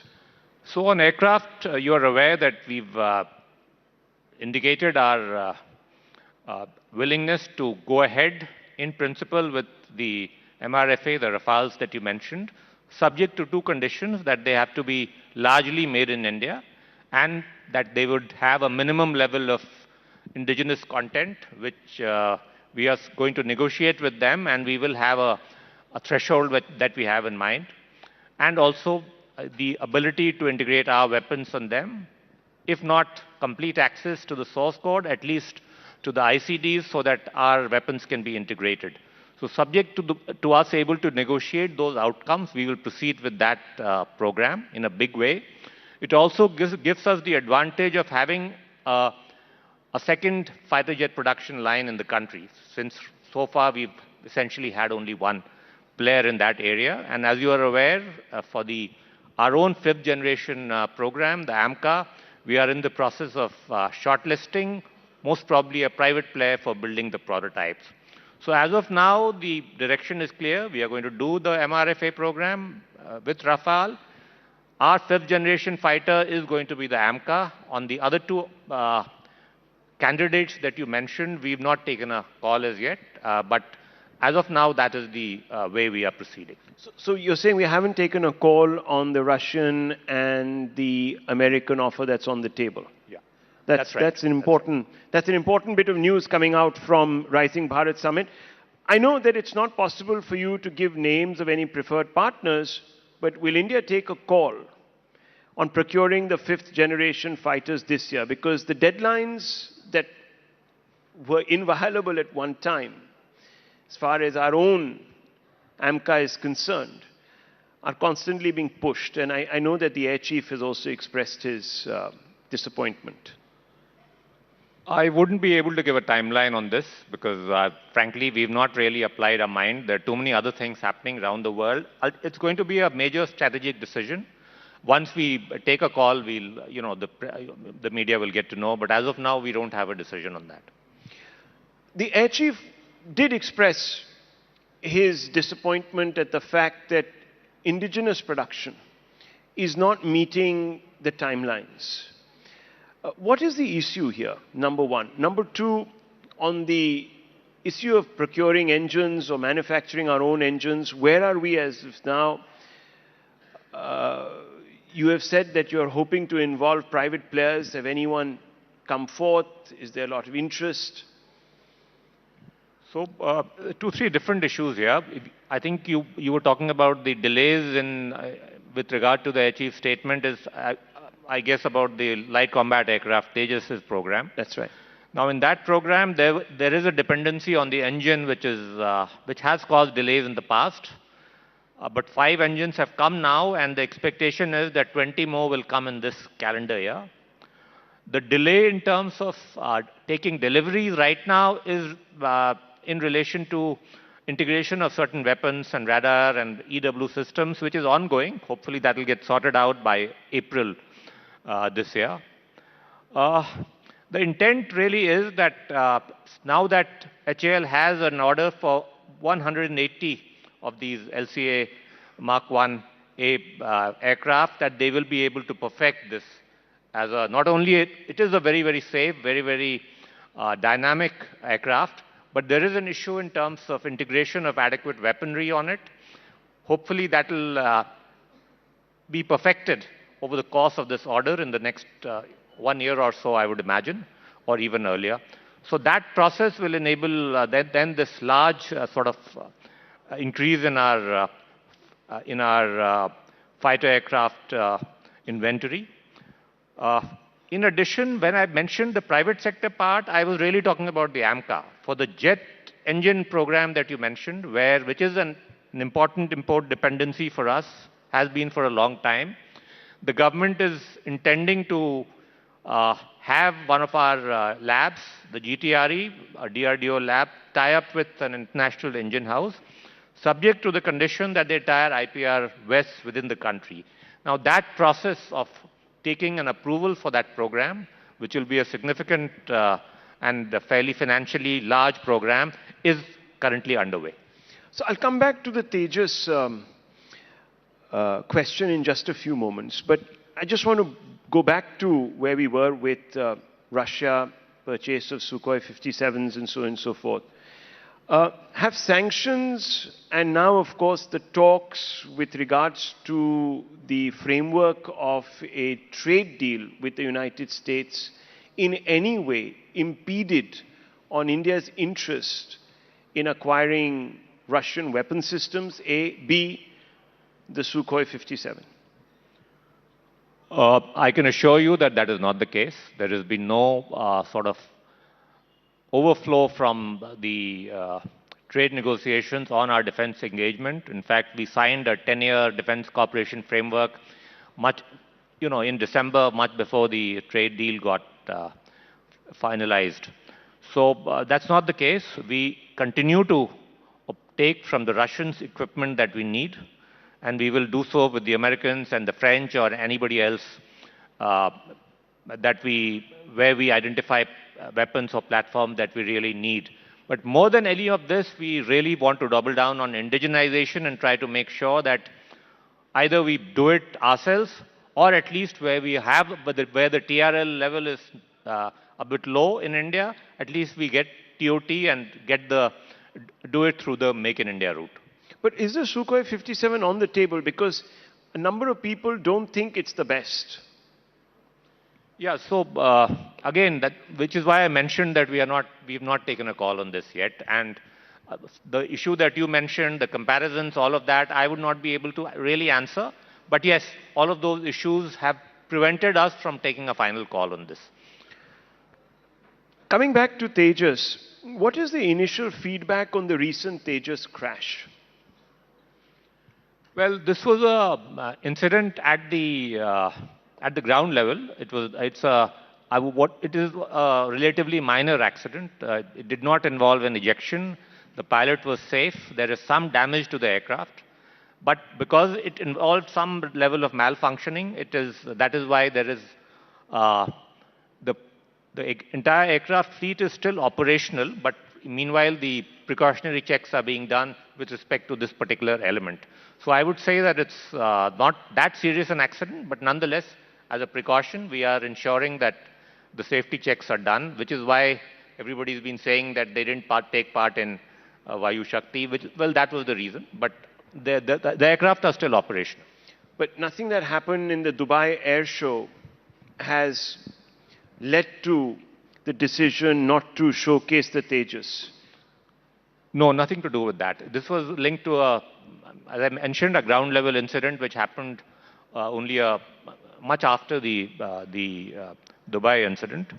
As far as the overall safety record of LCA is concerned, you would see that from 2019 onwards, it has had several thousand hours of flying, and its safety record is one of the most robust in the world. So are you saying that the Dubai incident was an aberration? That's what I'm saying, yes. Correct. And there was no underlying technical issue which would raise red flags? Yes, I mean, that is the indication that we have from the Air Force and from HAL. How do you expect defense production and exports to go up? You said Atmanirbharta is obviously the most important spoke in the wheel now going forward. How do we get to the point where we become Atmanirbhar, and what is the timeline that we have in mind? And let's look across all sectors. Well, I mean, the way you make it happen is by taking certain policy decisions and then sticking to those. One of those is that we don't do any imports until we do them only as an exception, and that too, every such decision goes to the entire Defense Acquisition Council, which means the Raksha Mantri personally has to clear those any imports. The second is that we ensure that we have a normative target in front of us, that every year we'll ensure that at least 75% of our money, the modernization budget, is spent within the country. And we've achieved that over the last 2 years. Last year it was as high as 88%. So this combination of factors, the fact that global buys would be an exception, that your Indian rupee contracts will dominate to the extent of 75%, and the fact that even when you do any import of platforms, you ensure that the bulk of those two are made in India, as you would have observed in respect of the prospective Rafale deal as well. So these sort of this policy framework in a way ensures that that Atmanirbharta is built into the procurement process itself. Let me ask you this, because we're seeing Operation Sindoor as perhaps one of those watershed moments. For the first time, you saw two nuclear powers go up against each other, and it has obviously sparked an entire new conversation about the way the wars of the future might be fought. Capital allocations have been made in the budget. How much of those have been made keeping in mind scenarios that emerge from Operation Sindoor? And I would like first for you to paint some of these scenarios. Well, obviously, during Operation Sindoor, you saw the use of mostly standoff weaponry, of precision munitions, of not too much of conventional warfare, a lot of use of different types of unmanned systems. In the Middle East today, also you're seeing something similar. The importance of air defense obviously has gone up, which is why the Honorable Prime Minister announced our version of a protective dome for the country, the Sudarshan Chakra mission, where we already have good capabilities, but we can improve it further in terms of bringing new cutting-edge elements to it. So all of those are lessons, and as I mentioned that as a part of that, drawing from those lessons, we've drawn up both an emergency procurement pipeline as well as a fast-track pipeline to meet some of these gaps in these critical areas. And while doing so, the emerging trends in warfare will, of course, be kept in mind. So, you want to match some of these or basically fill some of these gaps in developing the Sudarshan Chakra, because what we did see was a lot of beyond the line of sight munitions being used. Is Israel going to fill that gap? We know that they have Iron Dome capabilities. It's being tested even as we speak right now. Was that part of the conversation between the two prime ministers just a few days ago, sir? Let me just say, I'm not privy to that conversation, of course, but I do want to say that we have a very detailed memorandum of understanding on defense cooperation with the Israeli side, which I signed in November when I was there. And we are building on that with a lot of industrial collaborations with their key Israeli companies, two of which are public sector companies, IAL and Rafael, and one is a private company, Elbit. All three are active in India. They've tied up with multiple Indian companies, including both public and private sector companies. Now, the intent is that in the coming years, you will see a lot of co-production and joint ventures happening in India, where Israeli and Indian companies will collaborate.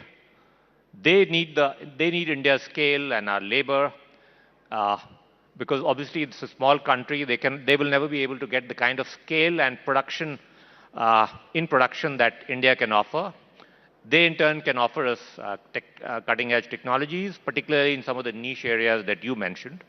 So we are working on all of that, but a lot of this stuff by definition has to be kept confidential. So all I would say is that yes, we have a very active, very robust defense cooperation engagement with Israel, and I'm sure the Prime Minister's recent visit will strengthen this relationship in this domain as well. So on a follow-up there, after Operation Sindoor, there was this apprehension that we might have depleted some of our munitions. Have we now replenished to levels prior to Operation Sindoor? Are we back to where we should be? Well, the emergency procurement was in fact designed to replenish some of those inventories. I would say we've signed contracts to replenish most and even strengthen those inventories. That process is on with various countries, including both the US and the Russians, just to sort of re-emphasize the point about strategic autonomy. So yes, that process is on, and in certain cases the inventory would be not only replenished but would be further strengthened. So there will be an augmentation. Beyond the line of sight munitions, obviously a game changer, and we're seeing them again being used in the Gulf over the last few hours. Just to take that conversation with you forward, there's always been a debate about whether we should be investing, for example, in hardware like your main carriers, battleship carriers. Has Operation Sindoor brought any clarity to that debate? Which side of the fence are we now on? So I'll talk about the aircraft carrier a little later, but as you know, India does already have 2 aircraft carriers. Equally importantly, this government has had the courage and the clarity to ensure that our island territories are also suitably utilized to meet our strategic needs, whether it is in terms of building up strategic assets or commercial development of our islands. And the importance of standoff weapons was borne out during Operation Sindoor. And let me stress that a lot of because of the foresight of Dr. APJ Abdul Kalam in particular, India has a fairly large, well-developed, diversified missile development program. This is one area where DRDO has done quite well. The development, as you said, of some of our island territories, that's been a priority, and it's of course now come out in the news also that we are going ahead with the Great Nicobar project. How did that change dynamics from a defense strategy point of view? I know some of these will be dual use, so it won't just be purely commercial.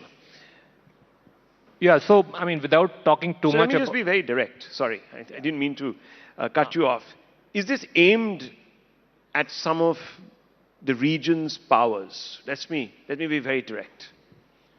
Yeah, so the Andamans are very strategically located, right, very close to the Malaccas and Malacca Straits, some other choke points in the Indian Ocean. So our ability to project power from there is important for us. Also, there is an important, they are important economic assets as well. If we can develop it, if we can develop a large ICTT, a large container terminal there, if we can develop it as a tourist hub, build a township there, all of that are on the anvil. And the point is that because it is so close to some of the densest, one of the densest trade routes in the world, it enables you to create a condition where we can rival a Hong Kong or a Singapore in terms of developing that territory.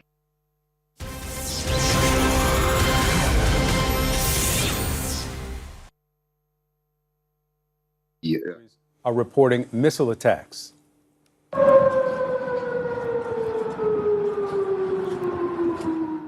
Those are the sirens in Bahrain, one of the countries reporting those strikes. Now, officials say a missile hit the service center of the U.S. Navy's Fifth Fleet in Bahrain.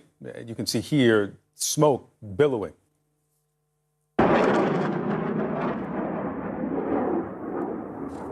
And you can see here a missile flying over Erbil, Iraq. Jordan and Qatar said that they also intercepted missiles. Our team is up and covering the breaking story from around the world. We'll get to Paula Hancock's in a moment.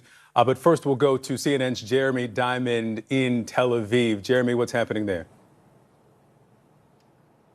Well, Victor, we have been witnessing over the last few hours the beginnings of Iran's retaliation for those U.S. and Israeli strikes targeting a variety of Iranian targets over the course of the last several hours. So far, we haven't witnessed any major impacts in Israel as a result of what an Israeli military official tells me have been dozens of Iranian ballistic missiles that have been targeted at Israel. It appears that the majority of those have so far been intercepted. This all began at about 8:15 a.m. local time here this morning, with air raid sirens sounding across the country, warning Israelis of a state of emergency due to the fact that the United States and Israel had begun launching strikes against Iran. Those strikes cast off the diplomatic track that had been moving forward over the course of the last several weeks. It came just one day after the Omani foreign minister, who was mediating these negotiations, said he believed that a deal was potentially at hand.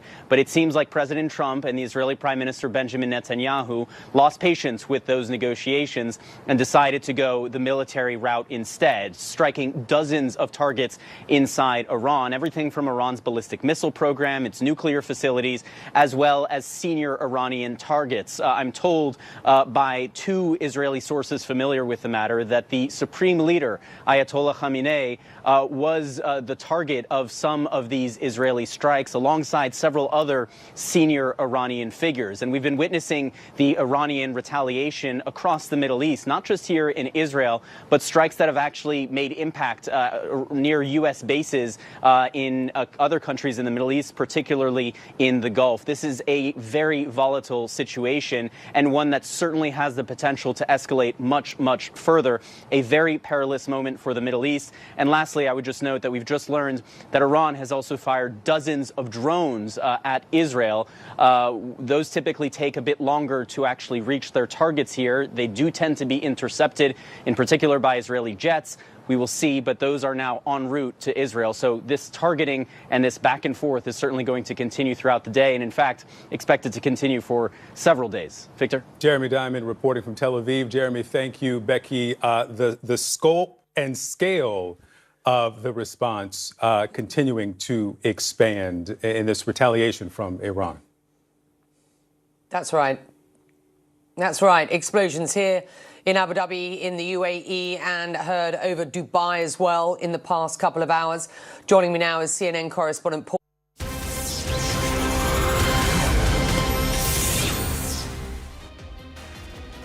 good evening. Thanks for tuning in to CNN News 18. I'm Arunima. West Asia's worst fears are coming true. After a joint operation by Israel and the United States against Iran, the country is hitting back at Israel and US bases in Bahrain, Qatar, Abu Dhabi. The conflict is widening rapidly. Israel says it's continuing large-scale strikes across western Iran under Operation Roaring Lion, targeting hundreds of military sites. Fresh reports now speak of an explosion at Chabahar. Reuters reports that Iran's defense minister Amir Nazardeh and Iran Revolutionary Guard commander Mohammad Pakpor have been killed in Israeli attacks. Iran has retaliated with missile attacks across the region, while Israel remains under national emergency. Ukraine's President Zelensky has backed the strikes, accusing Iran of aiding Russia with Shahid drones and saying decisive action weakens what he calls global criminals. India's Ministry of External Affairs says it is deeply concerned, urging restraint and diplomacy with missions in the region in touch with Indian nationals. President Trump, United States President, says his objective is freedom for the Iranian people. Russian President Vladimir Putin has conveyed his Security Council, while Oman has called for a UN Security Council meeting to push for a ceasefire.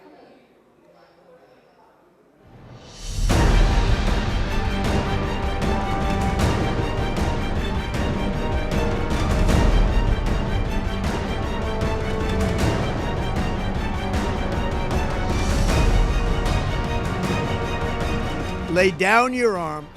You will be treated fairly with total immunity, or you will face certain death.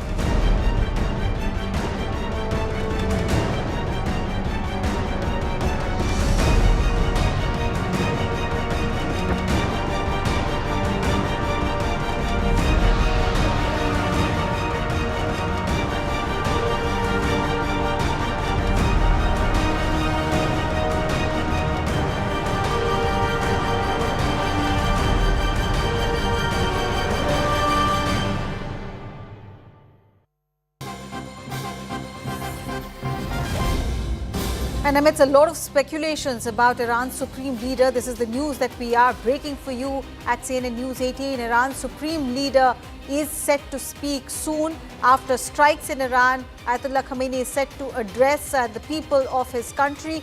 This amidst a lot of speculation whether Israel has managed to take the supreme leader down. There were social media reports that showed visuals of Iran's supreme leader's compound, and post that the foreign minister of Iran also clarified that as far as his knowledge goes, the supreme leader of Iran is still alive. Sanjay Suri has been tracking all these developments, joining us live from Tel Aviv. Sanjay, the scene around you, Iran is trying to play the psychological war as well. Their supreme leader set to address very, very soon. But around you, what is it that you can report on?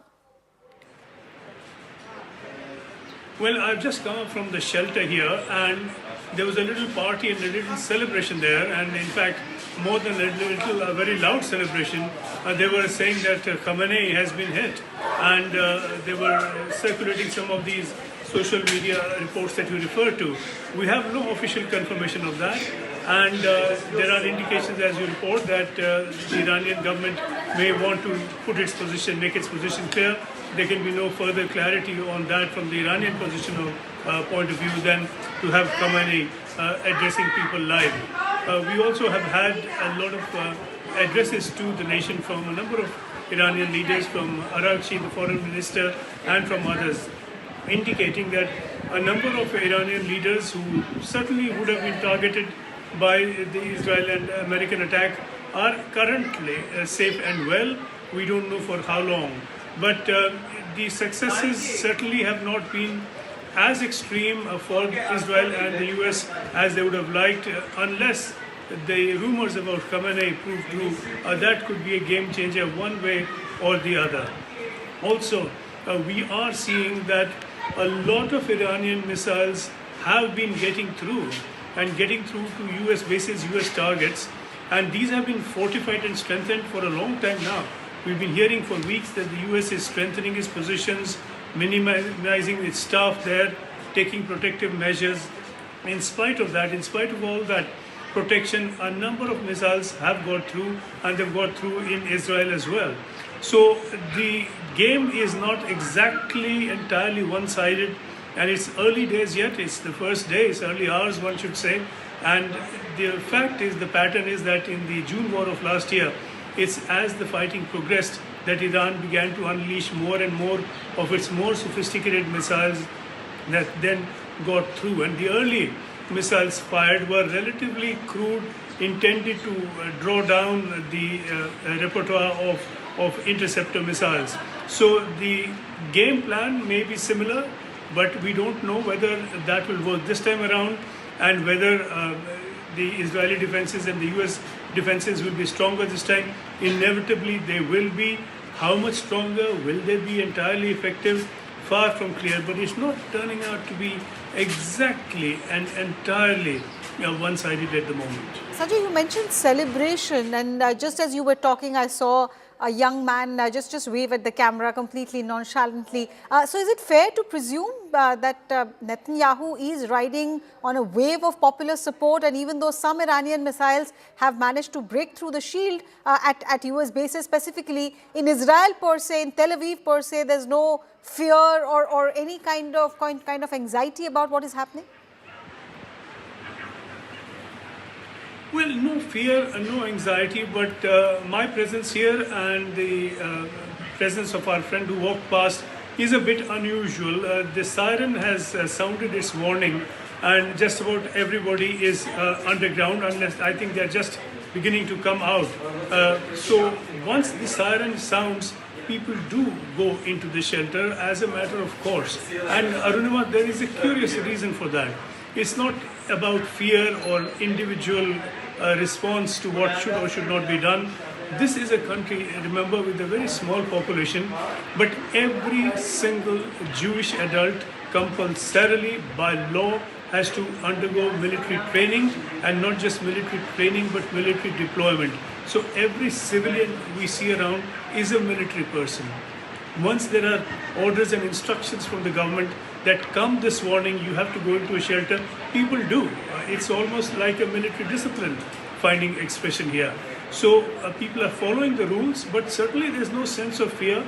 There is, on the contrary, a sense of confidence that they will prevail. There is a degree of impatience that the results already have not been more dramatic than they have been. There is a bit of uncertainty around, some degree of apprehension without doubt. Tel Aviv was hit quite effectively and devastatingly by Iran in the war last year. There is a degree of apprehension, but by and large, really, people are quite confident that Israel and the US will finish the regime, finish the ballistic missile program of Iran, and liberate the people of Iran. It may not turn out to be quite that simple, despite the abundance of confidence here. Sanjay Suri, thank you so much. Sanjay, they're reporting from Tel Aviv, keeping a close eye on the developments there. We'll cross live to him as soon as there is more update. We are expecting the Supreme Leader of Iran to address his countrymen shortly. And while we wait for that address, let me welcome my guests on the show. Former diplomat Ashok Sanjanar is here with us, Group Captain retired MJ Augustine, Vinod, defense expert Terry Newman, also an Israeli entrepreneur. Terry is. Thank you to all three of you for joining us. Terry Newman, let me begin with you. As we were discussing with our colleague there in Tel Aviv, Iran's supreme leader is expected to address his countrymen shortly. In Israel, at least, there seems to be no anxiety, and Benjamin Netanyahu seems to have the support of the people. But how do you see, in terms of what is happening, impact on the economy, impact on West Asia, especially now that the Dubai airport has been almost shut down? Overall, your assessment of the situation? Good afternoon. So first of all, whether the Supreme Leader will address the Iranian people in a moment, or will be a double of him, it's an irrelevance. You know, he knows that when the attack happened this morning and he was together with his top generals and his top political leadership, there are people on the inside who know where he is and who want him eliminated. So the entire game, in effect, in Iran has changed, and he understands that himself. In terms of the economic impact, I assume the Iranians will try and close the Straits of Hormuz in order to affect international oil shipping lanes. we will see probably a week of turbulence. But I don't think the Iranians can really do much unless the Chinese and the Russians get involved.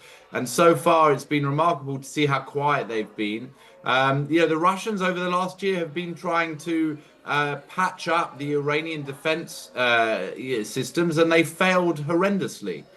The Chinese, who have been supporting the Iranians and have been really keeping them afloat, buying all their oil, where are they? They're not saying anything. So I expect a week of economic impact, but then after that, I expect it will be going back to business as normal. Dubai will go back to trading, the Saudis, Bahrain, the Gulf, and things will calm down. And then hopefully that will allow the IMEC, the Indian, Middle East and European Economic Corridor, which I believe was the reason this entire war started, was to prevent it. It will happen, and then we will see a huge flow of economic sustenance and success flowing from India through the Gulf, through Israel and into Europe, which will hopefully bring a better and brighter future. On that note, let me get in the Indian guests on the panel, their viewpoint. Group Captain M.J. Augustine Vinod, from the India perspective, just after Prime Minister Modi has come back from Israel, where he showed his support for Benjamin Netanyahu and the people of Israel, but at the same time spoke about humanity and underlined that there should be no loss of life. After that, soon after that, this kind of an escalation put into perspective from India's point of view. Good question. In fact, I've been saying this, India has never taken sides. And if India has taken sides, it has taken side of peace. And I go with the previous speaker, possibility of Ayatollah Khamenei's double coming up is very, very high, because if he surfaces, if at all he has not been slain in this attack, which directly attacked, I believe, his hideout, is a very, very big question mark and a very big possibility as well. That said, traveling across Iran, you realize there are two distinct camps in Iran. One, who are with the Grand Leader Khamenei, whom they lovingly call him Imam, and there are those who are exposed to modern education, who are against oppression. So those are the ones on the street, and those are the ones you and I see on the TV. Those are not the ones which are predominant in most regions of Iran.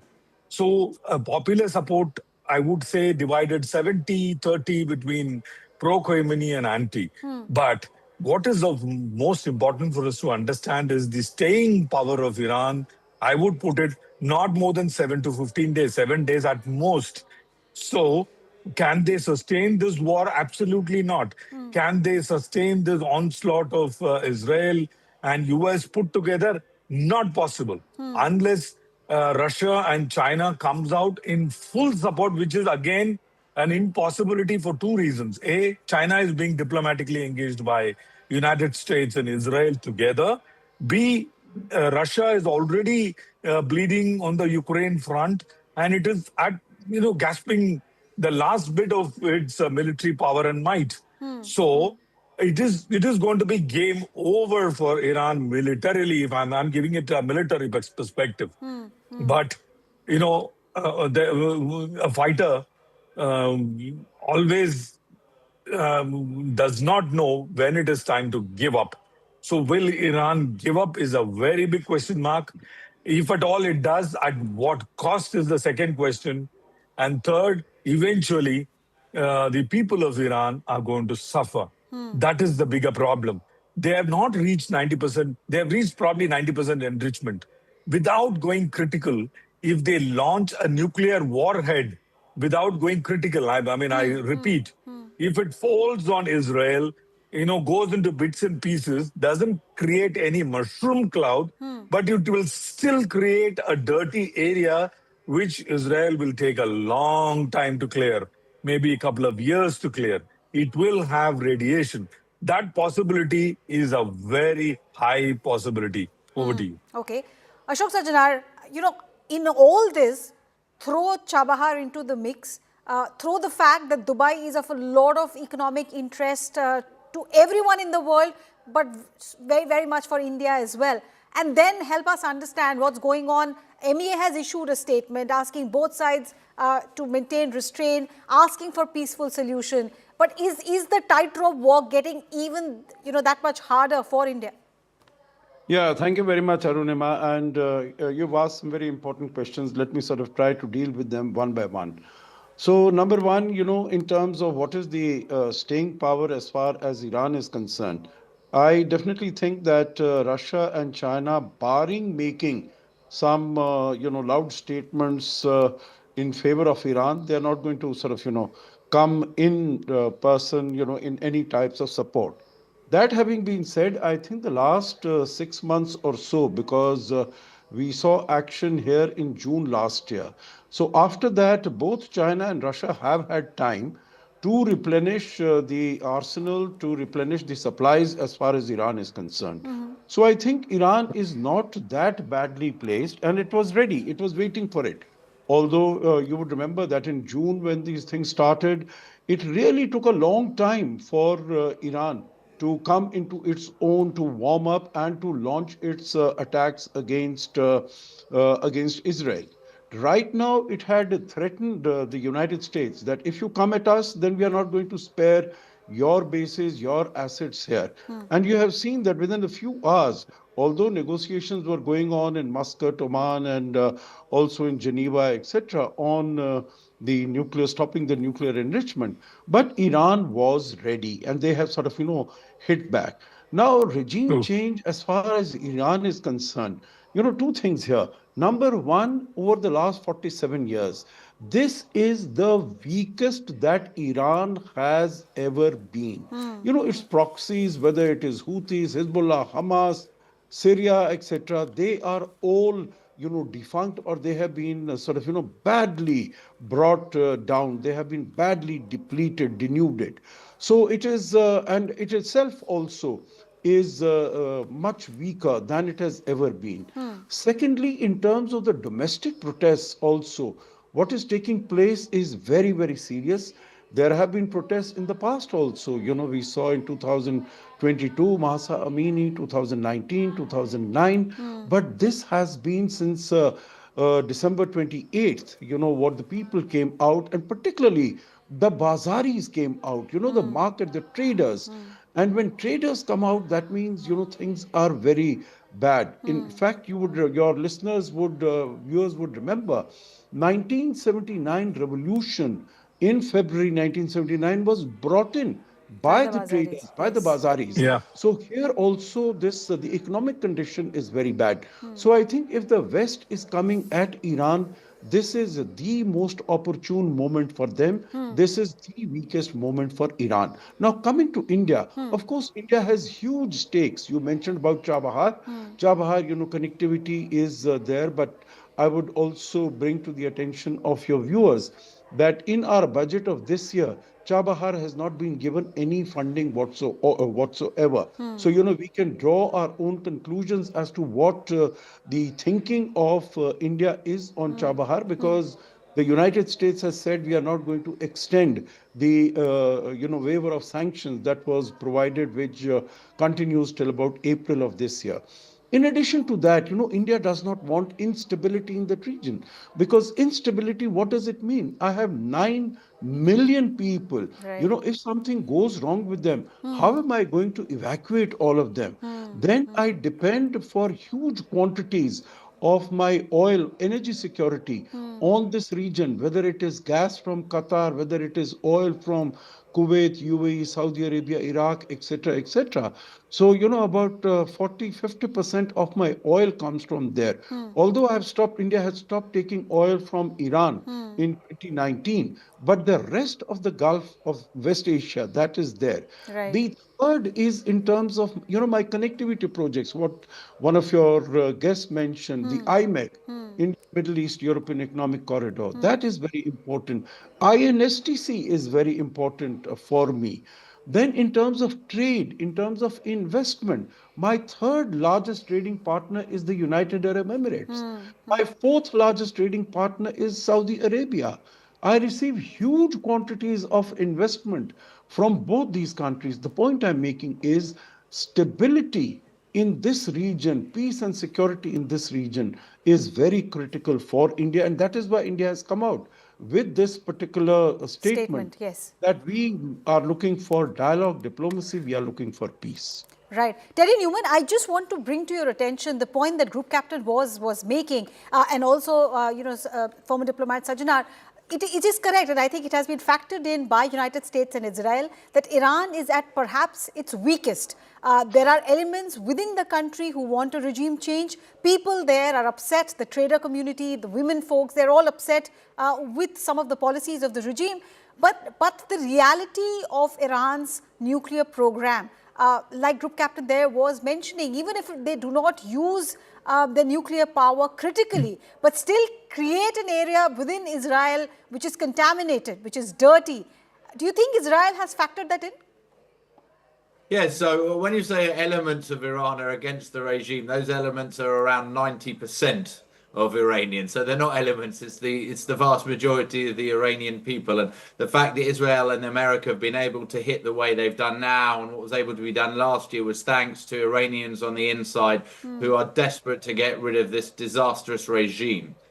In terms of a dirty radiological attack, or using 60% enriched uranium, that is one of the reasons why this attack has had to happen. President Trump made the point that he has a zero tolerance for Iran going nuclear. He has given a month for negotiations over this issue.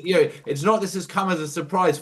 Since in effect the beginning of this calendar year, the Americans have been sending huge amounts of military assets to the region, whether they be aircraft carriers, whether they be F-22s, whether it be THAAD anti-missile systems. It's all been coming. They've been saying to the Iranian government, and they had negotiations, whether in Oman or whether in Geneva, and they said very simply there must be zero enrichment. Right. The Iranians turned around and said no, and this is the response. Okay. And if I may just add here, right. North Korea, the free world missed a trick. And today, Kim Jong-un, who is a rogue state, has nuclear weapons. There is nothing that anybody could do. And I think that if you asked any country would they like that, they would have said we should have stopped it. That's what we're doing now. We are stopping rogue states getting nuclear weapons. Is that so? Group Captain M.J. Augustine, come in on that. I think back to the time when Saddam Hussein was accused of having weapons of mass destruction, and we know eventually where that went. Is this about stopping Iran from having nuclear weapons and stopping their nuclear program, or is this about getting rid of an inconvenient regime? Good question, Arunima. See, there is a key difference between the WMD bogey that was sold during Saddam Hussein's time, when Saddam Hussein clearly denied of pursuing anything to do with WMD, and it was never found. But that is not the case here, Arunima. The case here is Iranians themselves... Why I ask you, sir, let me just clarify. Why I ask you is because Oman says Iran was ready to come to the talking table for peace, and just as Oman was giving that assurance, suddenly the strikes have happened. And see, there is no requirement to enrich uranium to the level that Iran was enriching, A, B, saying that they are enriching, and C, and most important, refusing to step down, is only for getting, quote unquote, the peace weapon. Right. Anyone today which has a nuclear bomb probably has peace, because no one is now will dare to attack them. Right. But that said, in the hands of Iran, and then you see the irony. The name is Fateh Khyber. That is the name that they have given. Right. Very important message here. Fateh Khyber was 628 Ali ibn Talib when he captured the Khyber, which belonged to Israelis, the Jews. So it is very clear they are completely, totally against annihilation of Jews, which is not correct, cannot be allowed. Okay, final comments, closing comments, and Ashok Sajjanar. 12-day war, is this going to stretch beyond that? Economically speaking, what we are seeing in West Asia, is West Asia ready for this kind of a situation? Already Abu Dhabi, Qatar, Bahrain, Dubai, they're all facing a strike in some way or the other. Yeah, West Asia is not ready. The world is not ready. The world doesn't want it. West Asia doesn't want it. You know, all these countries had told Mr. Trump that please don't come, please don't attack Iran, because we will not make our airspace or land or water bodies available to you for attacking. And because they were afraid of this, that, you know, if the United States attacks, Iran had threatened that it's going to hit out at American assets in that region. That is what Iran is doing.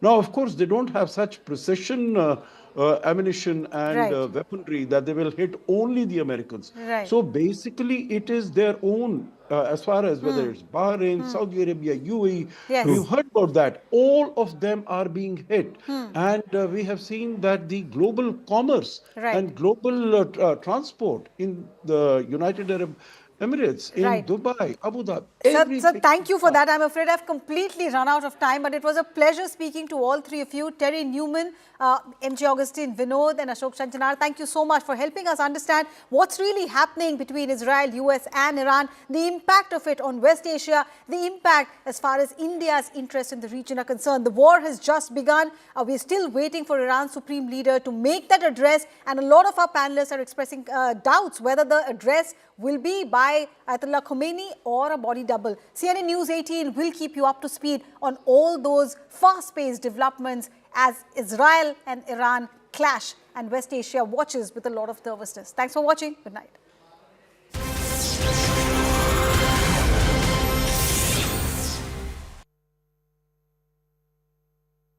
All right, so the Canadian Prime Minister throwing his weight entirely behind this American-Israeli operation, military strikes against Iran. I just want to get a quick word in from Michael Kugelman on this. So the Canadian Prime Minister, is this also a way of him trying to sort of soothe the ruffled feathers with President Trump of late? Canada and America have had all kinds of problems when it comes to their trading relationship. Or we're not seeing the Canadian Prime Minister take the same line as, let's say, the French president or the Russian president for that matter?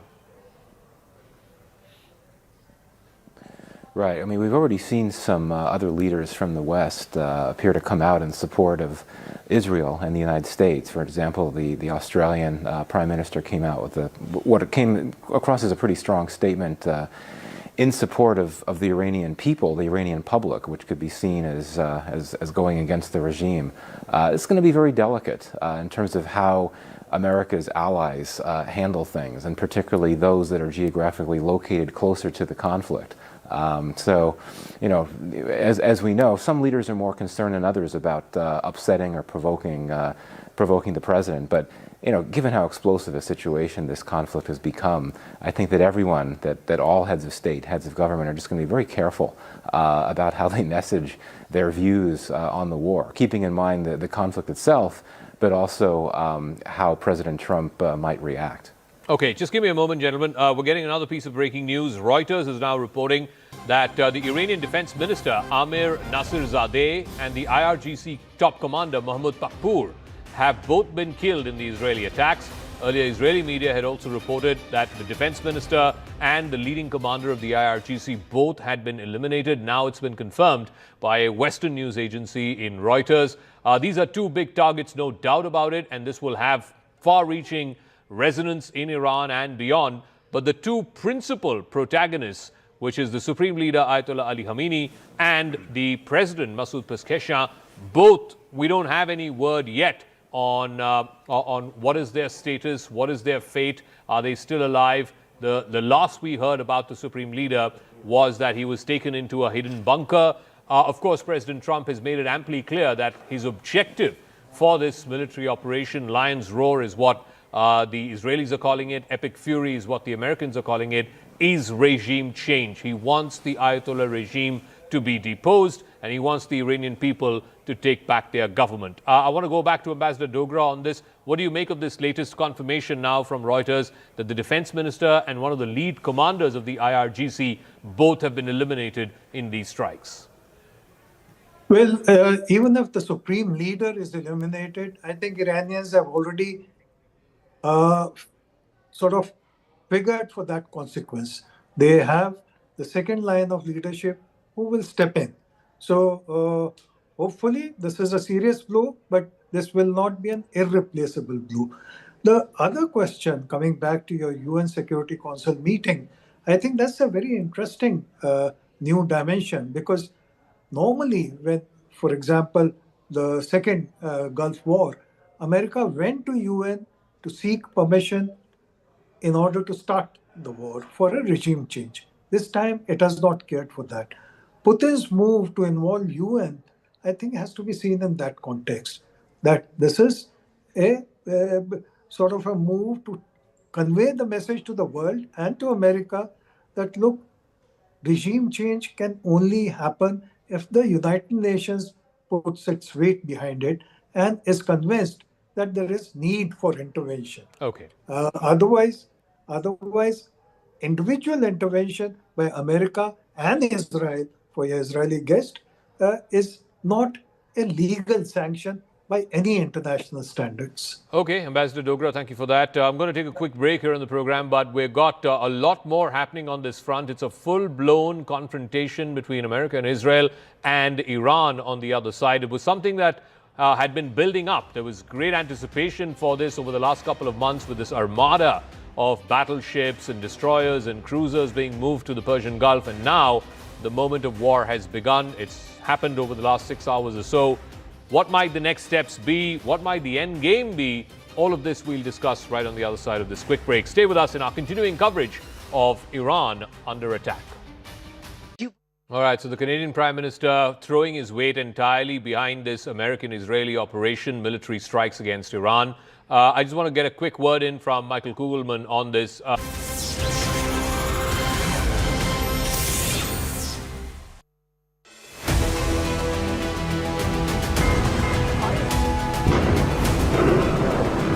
Just had a bomb alert here in Tel Aviv a few minutes back. I don't know if you heard that, Arunima. I don't know if you heard that loud blast.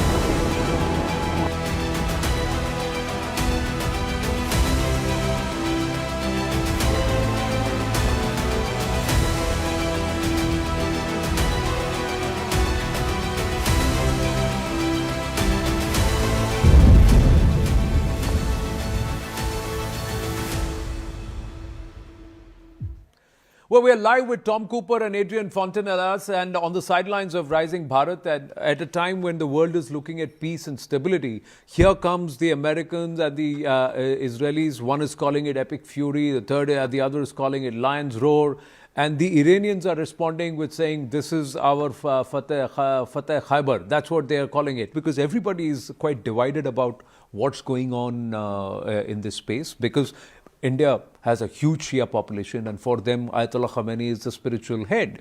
There are a lot of others who say you could have looked at peace and Trump can't just bully his way everywhere. But there are others who say, hey, who's sponsoring the Hamas? Who's backing the Hezbollah? Why is it that these proxies have been trying? Who orchestrated and celebrated October 7 and the massacre of Jews? And who's doctrined the fact that all Jews must be wiped out? So if you take a position like that, there will be others who will say, all right, you're going to wipe me out, I want to wipe you out first. Where do you stand on this? I would say, fortunately, the international law is quite clear in that regard. That is, you are not allowed to invade or strike militarily another country as long as you do not face real imminent threat.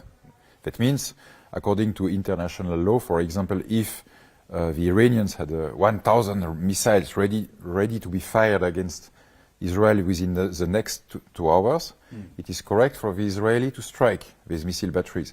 But it is really last ditch counteraction which is authorized by the international law.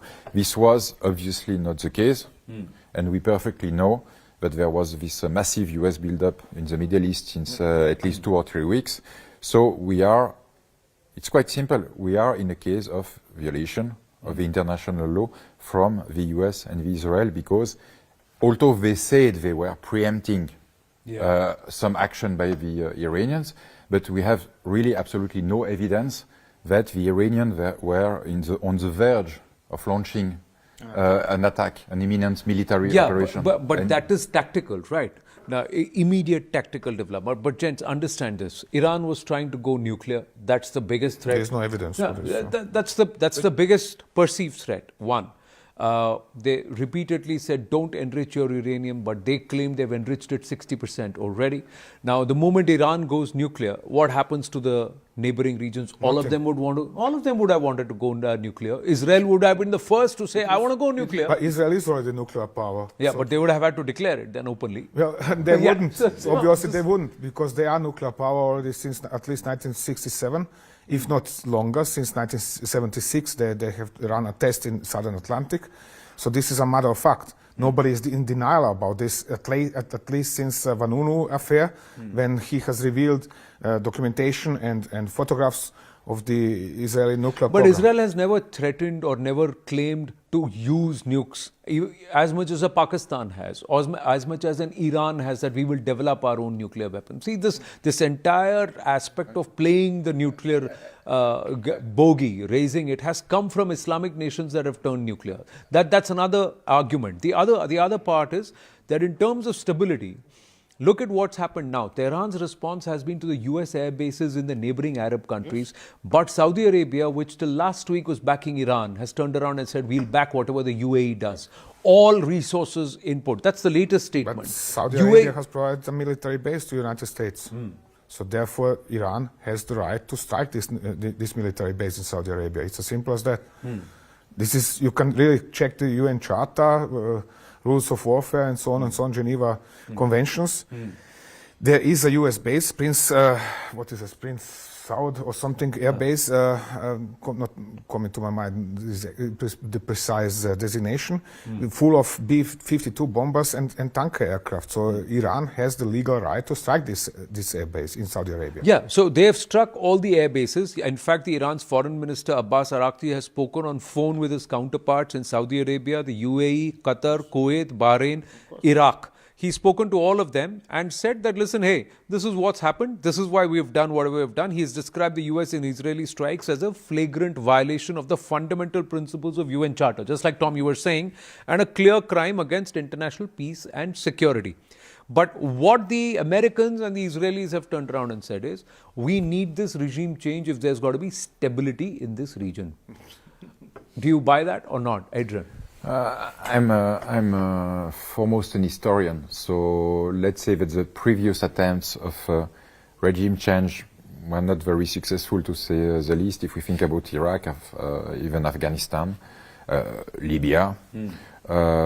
So I would be quite careful with this kind of line of arguments that some sudden and magical regime change in Iran will put an end of every problem in the Middle East. I mean, it's a theory which was not very well demonstrated in the past. Besides, where do they, when is enough? This is something the Arab governments are all asking already for 2.5 years. When is enough? They have, Israel is bombed. Gaza Strip, Lebanon, Syria, Yemen. Okay, this time, yes, Iraq as well, Iran, over the last 2.5 years, all in the name of peace. Okay, let's now let's see. As I said, as historians, let's see the last 75 years. Israel has promised peace and whatever else in 1967 as well. Did that result in any kind of peace? In 1982 again, when it invaded Lebanon. Did that result in any kind of peace? No. It resulted in 20 years of occupation and even more war. The same with the Gaza Strip, which began in 1967. No peace at all. How many ceasefires with Hamas, with Hezbollah, all were violated by Israel, not by Hamas or by Hezbollah. So therefore, when now somebody comes here and promises, oh, we are going to bomb another country just in order to make peace. Sorry, that is making me very, very skeptical. Very, very skeptical. Ro Khanna has just tweeted saying that Trump has launched an illegal regime change war in Iran and American lives have been put at risk. Congress must convene on Monday to vote on a WPR that's mooted by him and Thomas Massie. Every member of Congress should go on record this weekend on how they will vote. That's what they are coming out. So there's politics, there's resistance within America also for a war like this. But somewhere, what do you think is the compulsion? The other part is, and interestingly, they're saying, if this continues, then that Strait of Hormuz gets choked. The airspace is closed, the seaways get closed, and the nations that suffer, including India or including Bharat, are China. China will suffer, South Asia will suffer. 40% of Chinese energy supplies are coming from that the region. Gulf, yes. Yeah. So what are the Russians and the Chinese going to do in a situation like this? How do you see? Do you see this escalating further over the next few days, or? I would say the Russians can basically talk, but they can't really act in support of Iran because they really have some other serious problem on hand. However, I would take the Chinese much more seriously in this affair because a few days ago they communicated quite good quality photo satellites of American bases in the Middle East, which is a very clear signal. It means, hey, we can give the Iranians precise targeting informations in order to strike these bases at the correct spot with the short-range missiles. So it is not possible to know, but the Chinese obviously can have a kind of military influence in this conflict if they wish so. Let me add one more thing. Everybody's talking about Iranians closing the Hormuz Straits. They need not closing the Hormuz Straits. If anybody is going to do that, then the Americans and perhaps Israelis, but foremost Americans. Why? Iranians have a pipeline, which is connecting the oil fields with Chabahar, for example. So they can. They are capable of continuing to export, no matter what happens in the Straits of Hormuz.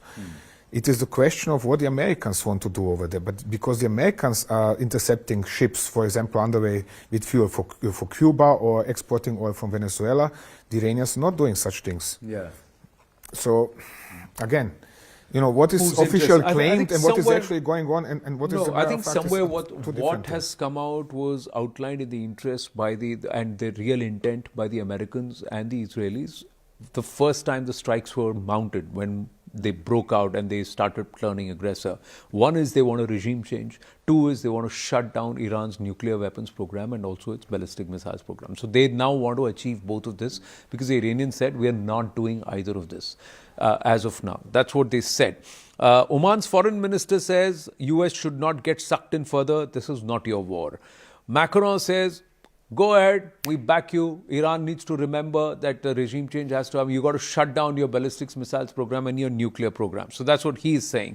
Israeli government says the Iranian regime might target Jewish people or Jewish population elsewhere in the world. Now, this can fast go up the escalation ladder.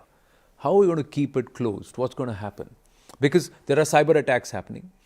Shah Reza Pahlavi comes out and says, people, it's ready. Just be ready. I'll tell you when to get out on the streets and take control, seize power. Netanyahu calls on all people who have any Iranian roots, including the Baluch, including the Persians, including the Kurds, calling everybody he's doing it.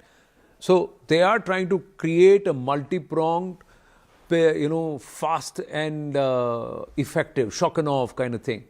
But do you think that they're going to be able to achieve that with Iran? There are no pushovers, the Iranians.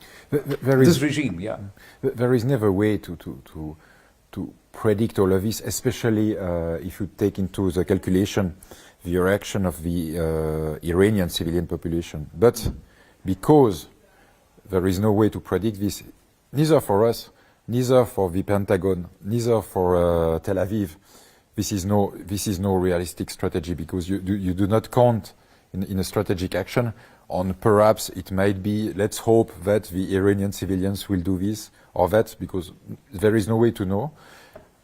As for the son of the last Shah, we don't know his influence over the Iranian civilian population.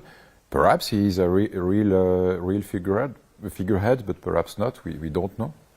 And so this is quite a very strange strategy. It's looking to me like a gamble, but not a well thought of strategy with clear and achievable results. And the last thing is Iran has means to retaliate, either by missiles, by their alliance with, for example, Kataib, Hezbollah in Iraq, who confirm that they will attack US bases today. The Houthis in Yemen did the same. Correct.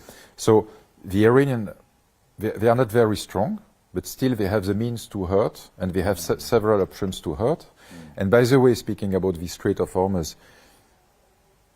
it's not necessary to really cut off the strait, but if you just mine it with a few old-fashioned mines, if you just shoot at a tanker with anti-ship missile, just doing something demonstrative, not going very far, at least you are generate a huge impact on the financial market. So they have several options on the table, and it is on them to choose which one, which means, in a sense, neither the Americans nor the Israeli have a full control of the escalation ladder. It's quite a... No, you see now, Dubai has closed its airspace, Tom. Abu Dhabi has closed its airspace. Flights from India are coming back or they're getting grounded. So there is going to be a commercial repercussion of this, a financial and also social repercussion. People are going to people who are traveling for festivals, people are traveling for pilgrimage, people are traveling for emergencies, people are traveling for work. Everything is going to get disrupted. And it's not 1 or 2 million people. It's nearly 3 billion people who may get affected because of this.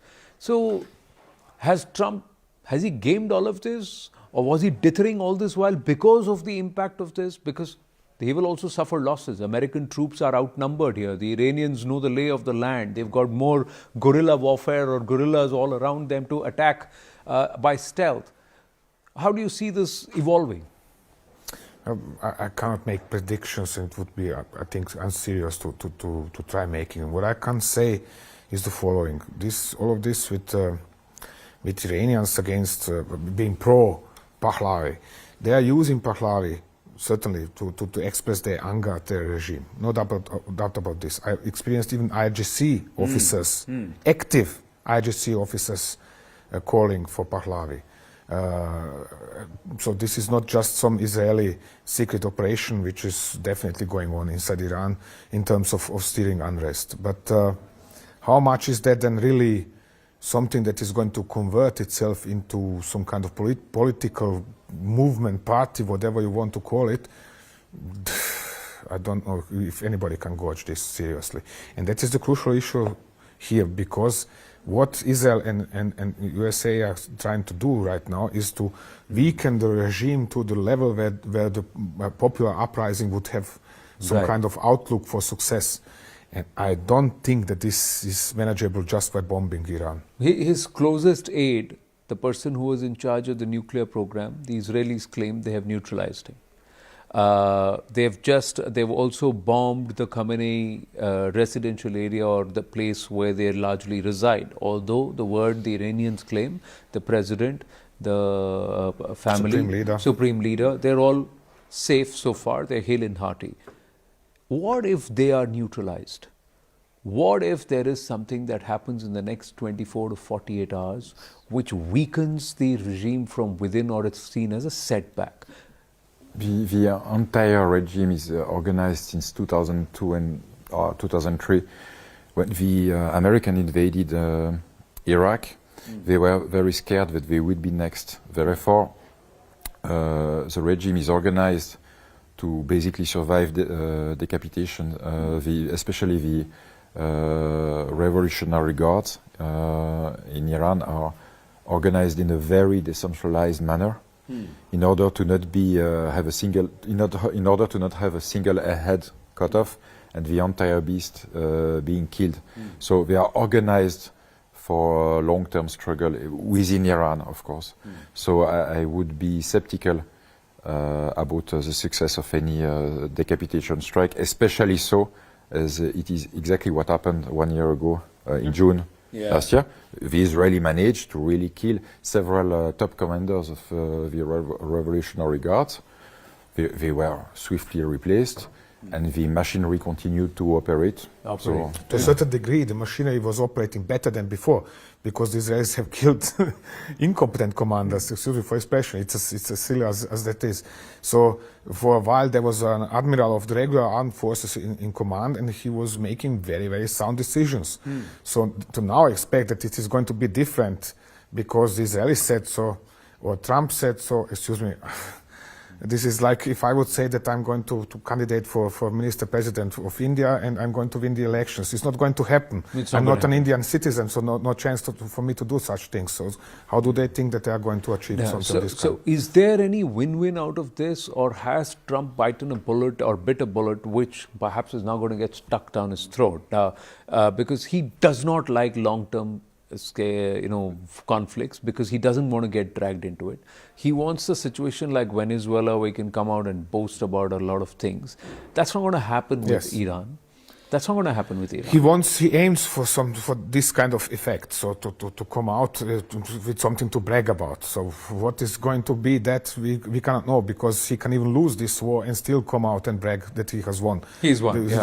Exactly like Pakistan is doing. Correct. So that's true. That's possible. But today he said the IRGC will get full immunity. I want your nuclear program shut down, and I want the clerical leadership gone. These are the three big takeaways from his announcement. And what stood out was that was mirrored in the way the Israelis also came out and spoke. So they also said the same thing. Of course, because this is coordinated. So they are telling, both are saying the same thing in order to demonstratively show, look, we are in absolute agreement and we are working together. Because their aim is also to impress, even more so Iran, or you are not going to disunite us or something else. We are working together and we have common aims. But expecting that the IRGC is going to give up its pretensions upon control of the Iranian society and foremost economy, because they are earning billions from controlling this economy, this is simply unrealistic. Now, I think many also say that America wants the Khamenei control on the Iranian economy gone. They want to control and regulate the oil and the energy produce that's coming from there. But what Iran, by striking these air bases, has it turned the neighboring nations against it in this conflict? Does that then make it 6 + 2, 8 against 1 now? Adrian? I would be careful about that, because of course, countries such as Saudi Arabia has to condemn any strike on their own soil. It doesn't necessarily mean that they don't understand the Iranian reaction. It doesn't necessarily mean that they were not forewarned of what would happen in such an hypothesis. So yeah, they have to declare something, obviously. You can then not take lightly an attack on your soil. It doesn't mean that they really want to go into a confrontation course with Iran for the sake of the American and the Israeli. So I think they will try to navigate as unhurt as they can into this war. Right. Foremost, one shouldn't forget that the Iranian strikes, as far as I can assess from what I've seen so far, are very precise. They have hit the headquarters of the 5th Fleet in Manama in Bahrain directly, the headquarters. They haven't hit anything else in Bahrain. They have hit a US military installation, which means that Bahrainis can perfectly, even as much as the royal family is against Iran, they still have to figure out they are not targeting us, but they're targeting Americans in Bahrain. And well, we have let them in the country. But the thing is, the Iranians are targeting Bahrainis at will.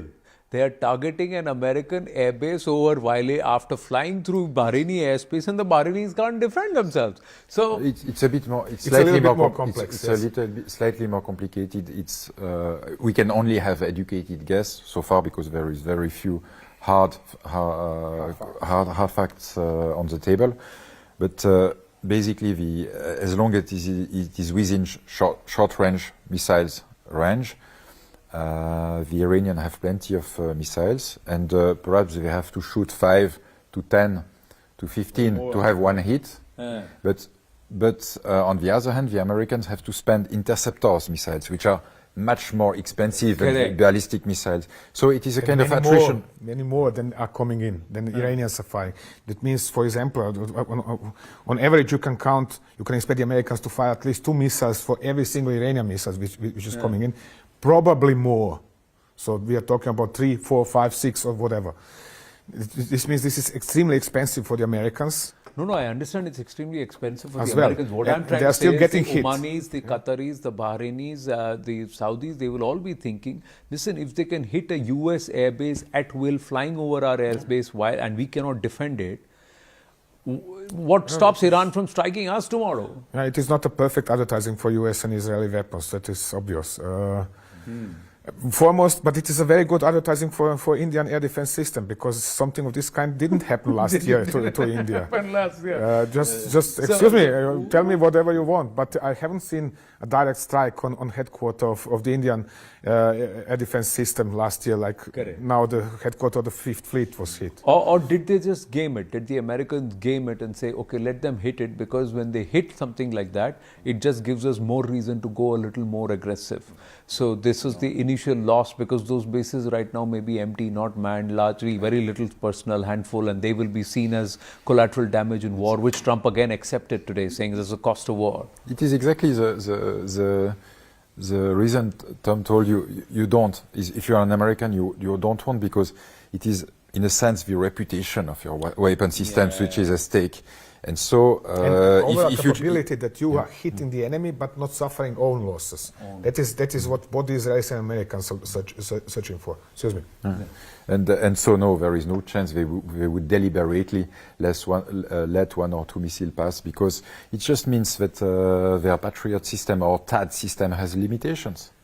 And when you are trying to sell such massively expensive weapons, you want to say that they are basically invincible. You never want to admit. Don't forget the F-16 factor in the case of Pakistan.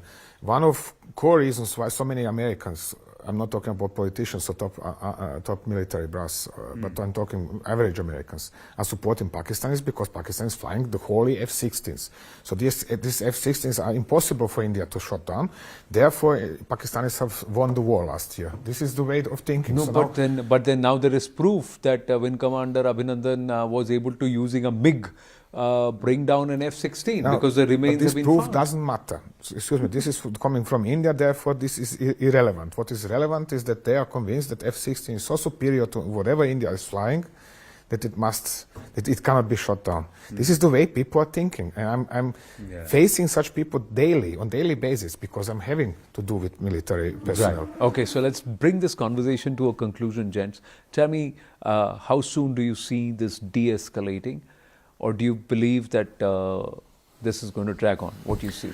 It can easily drag on for weeks, at least. So we have enough ammunition, yes. Yeah. So we have really a serious problem on hand now with this war. Again, both American and Israeli went into uncharted territories, and so we are all in uncharted territories, and it will depends of plenty of factors which are very hard to apprehend. That is the strategy chosen by the IRGC in Iran, or the Iranian regime as a whole, the reaction of the Iranian populations, the weapon stocks of all sides, which will dimension how long this conflict will last. The effect of the coming into action of both Iraqi Hezbollah militias and the Houthis. Right. Houthis, which are a very serious, a very experienced and very sophisticated group. And I fear nobody has really a control over all of that. And I would conclude with this idea of Clausewitz, that is, it is easy to enter into a conflict, but then the conflict has a life on its own, and it is a beast which is controlled by neither the attackant, neither the defender. And I'm fearing, I'm not. That's what's happening. Yeah. Yeah, but what fuels the conflict is money. And both sides need to have money to be able to continue to feed the conflict. Here you see Iran's reserves drying up faster, given the curbs and given the way they are in doldrums. Tom, final comment?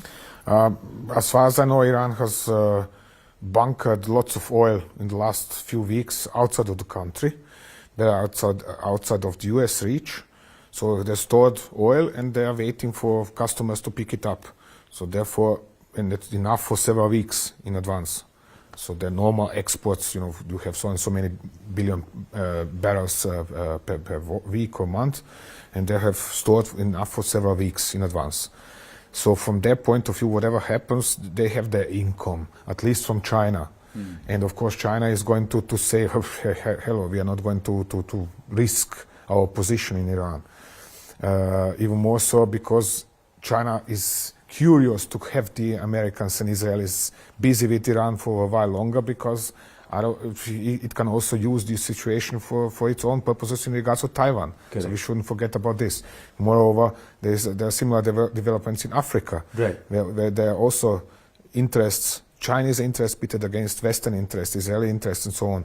And there are precedents in this case for Israel and Chinese secret services killing each other all over Africa and in dozens of countries, and really running a campaign against each other. So this is not all just like that.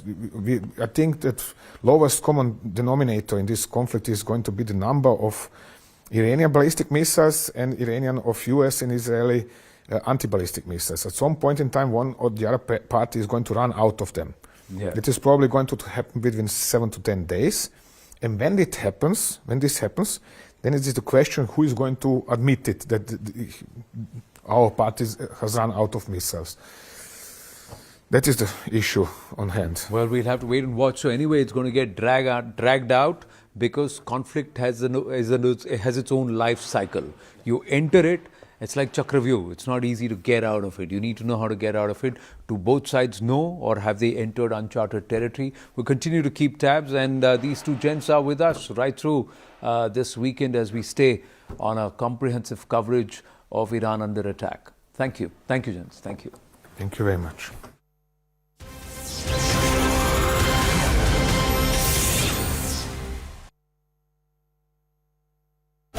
All right, so the Canadian Prime Minister throwing his weight entirely behind this American-Israeli operation, military strikes against Iran.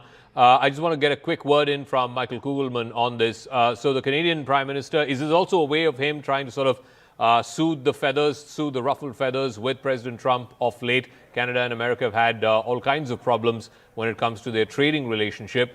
Or we're not seeing the Canadian Prime Minister take the same line as, let's say, the French president or the Russian president for that matter?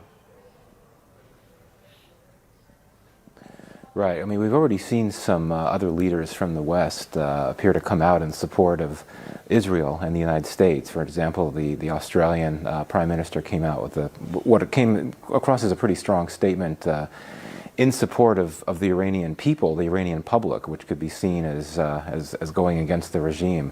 It's going to be very delicate in terms of how America's allies handle things, and particularly those that are geographically located closer to the conflict.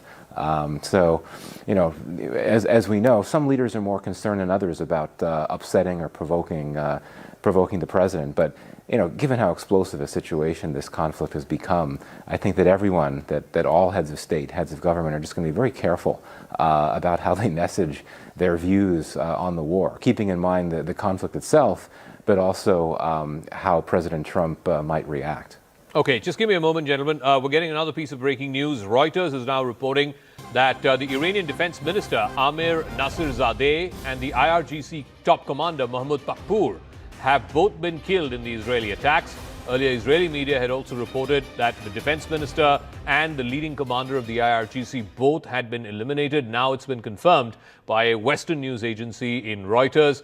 These are two big targets, no doubt about it, and this will have far-reaching resonance in Iran and beyond. But the two principal protagonists, which is the Supreme Leader Ayatollah Ali Khamenei and the President Masoud Pezeshkian, both, we don't have any word yet on what is their status, what is their fate, are they still alive? The last we heard about the Supreme Leader was that he was taken into a hidden bunker. Of course, President Trump has made it amply clear that his objective for this military operation, Lion's Roar is what the Israelis are calling it, Epic Fury is what the Americans are calling it, is regime change. He wants the Ayatollah regime to to be deposed, and he wants the Iranian people to take back their government. I want to go back to Ambassador Dogra on this. What do you make of this latest confirmation now from Reuters that the defense minister and one of the lead commanders of the IRGC both have been eliminated in these strikes? Well, even if the supreme leader is eliminated, I think Iranians have already sort of figured for that consequence. They have the second line of leadership who will step in. So hopefully this is a serious blow, but this will not be an irreplaceable blow.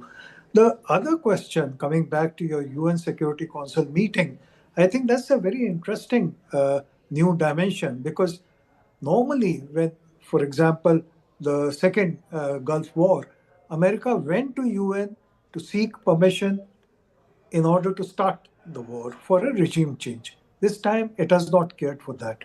Putin's move to involve UN, I think, has to be seen in that context, that this is a sort of a move to convey the message to the world and to America that, look, regime change can only happen if the United Nations puts its weight behind it and is convinced that there is need for intervention. Okay. Otherwise, individual intervention by America and Israel, for your Israeli guest, is not a legal sanction by any.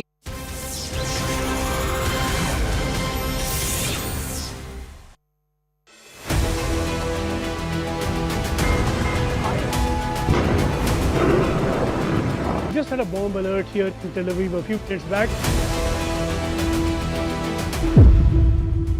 I don't know if you heard that, Arunima. I don't know if you heard that loud blast.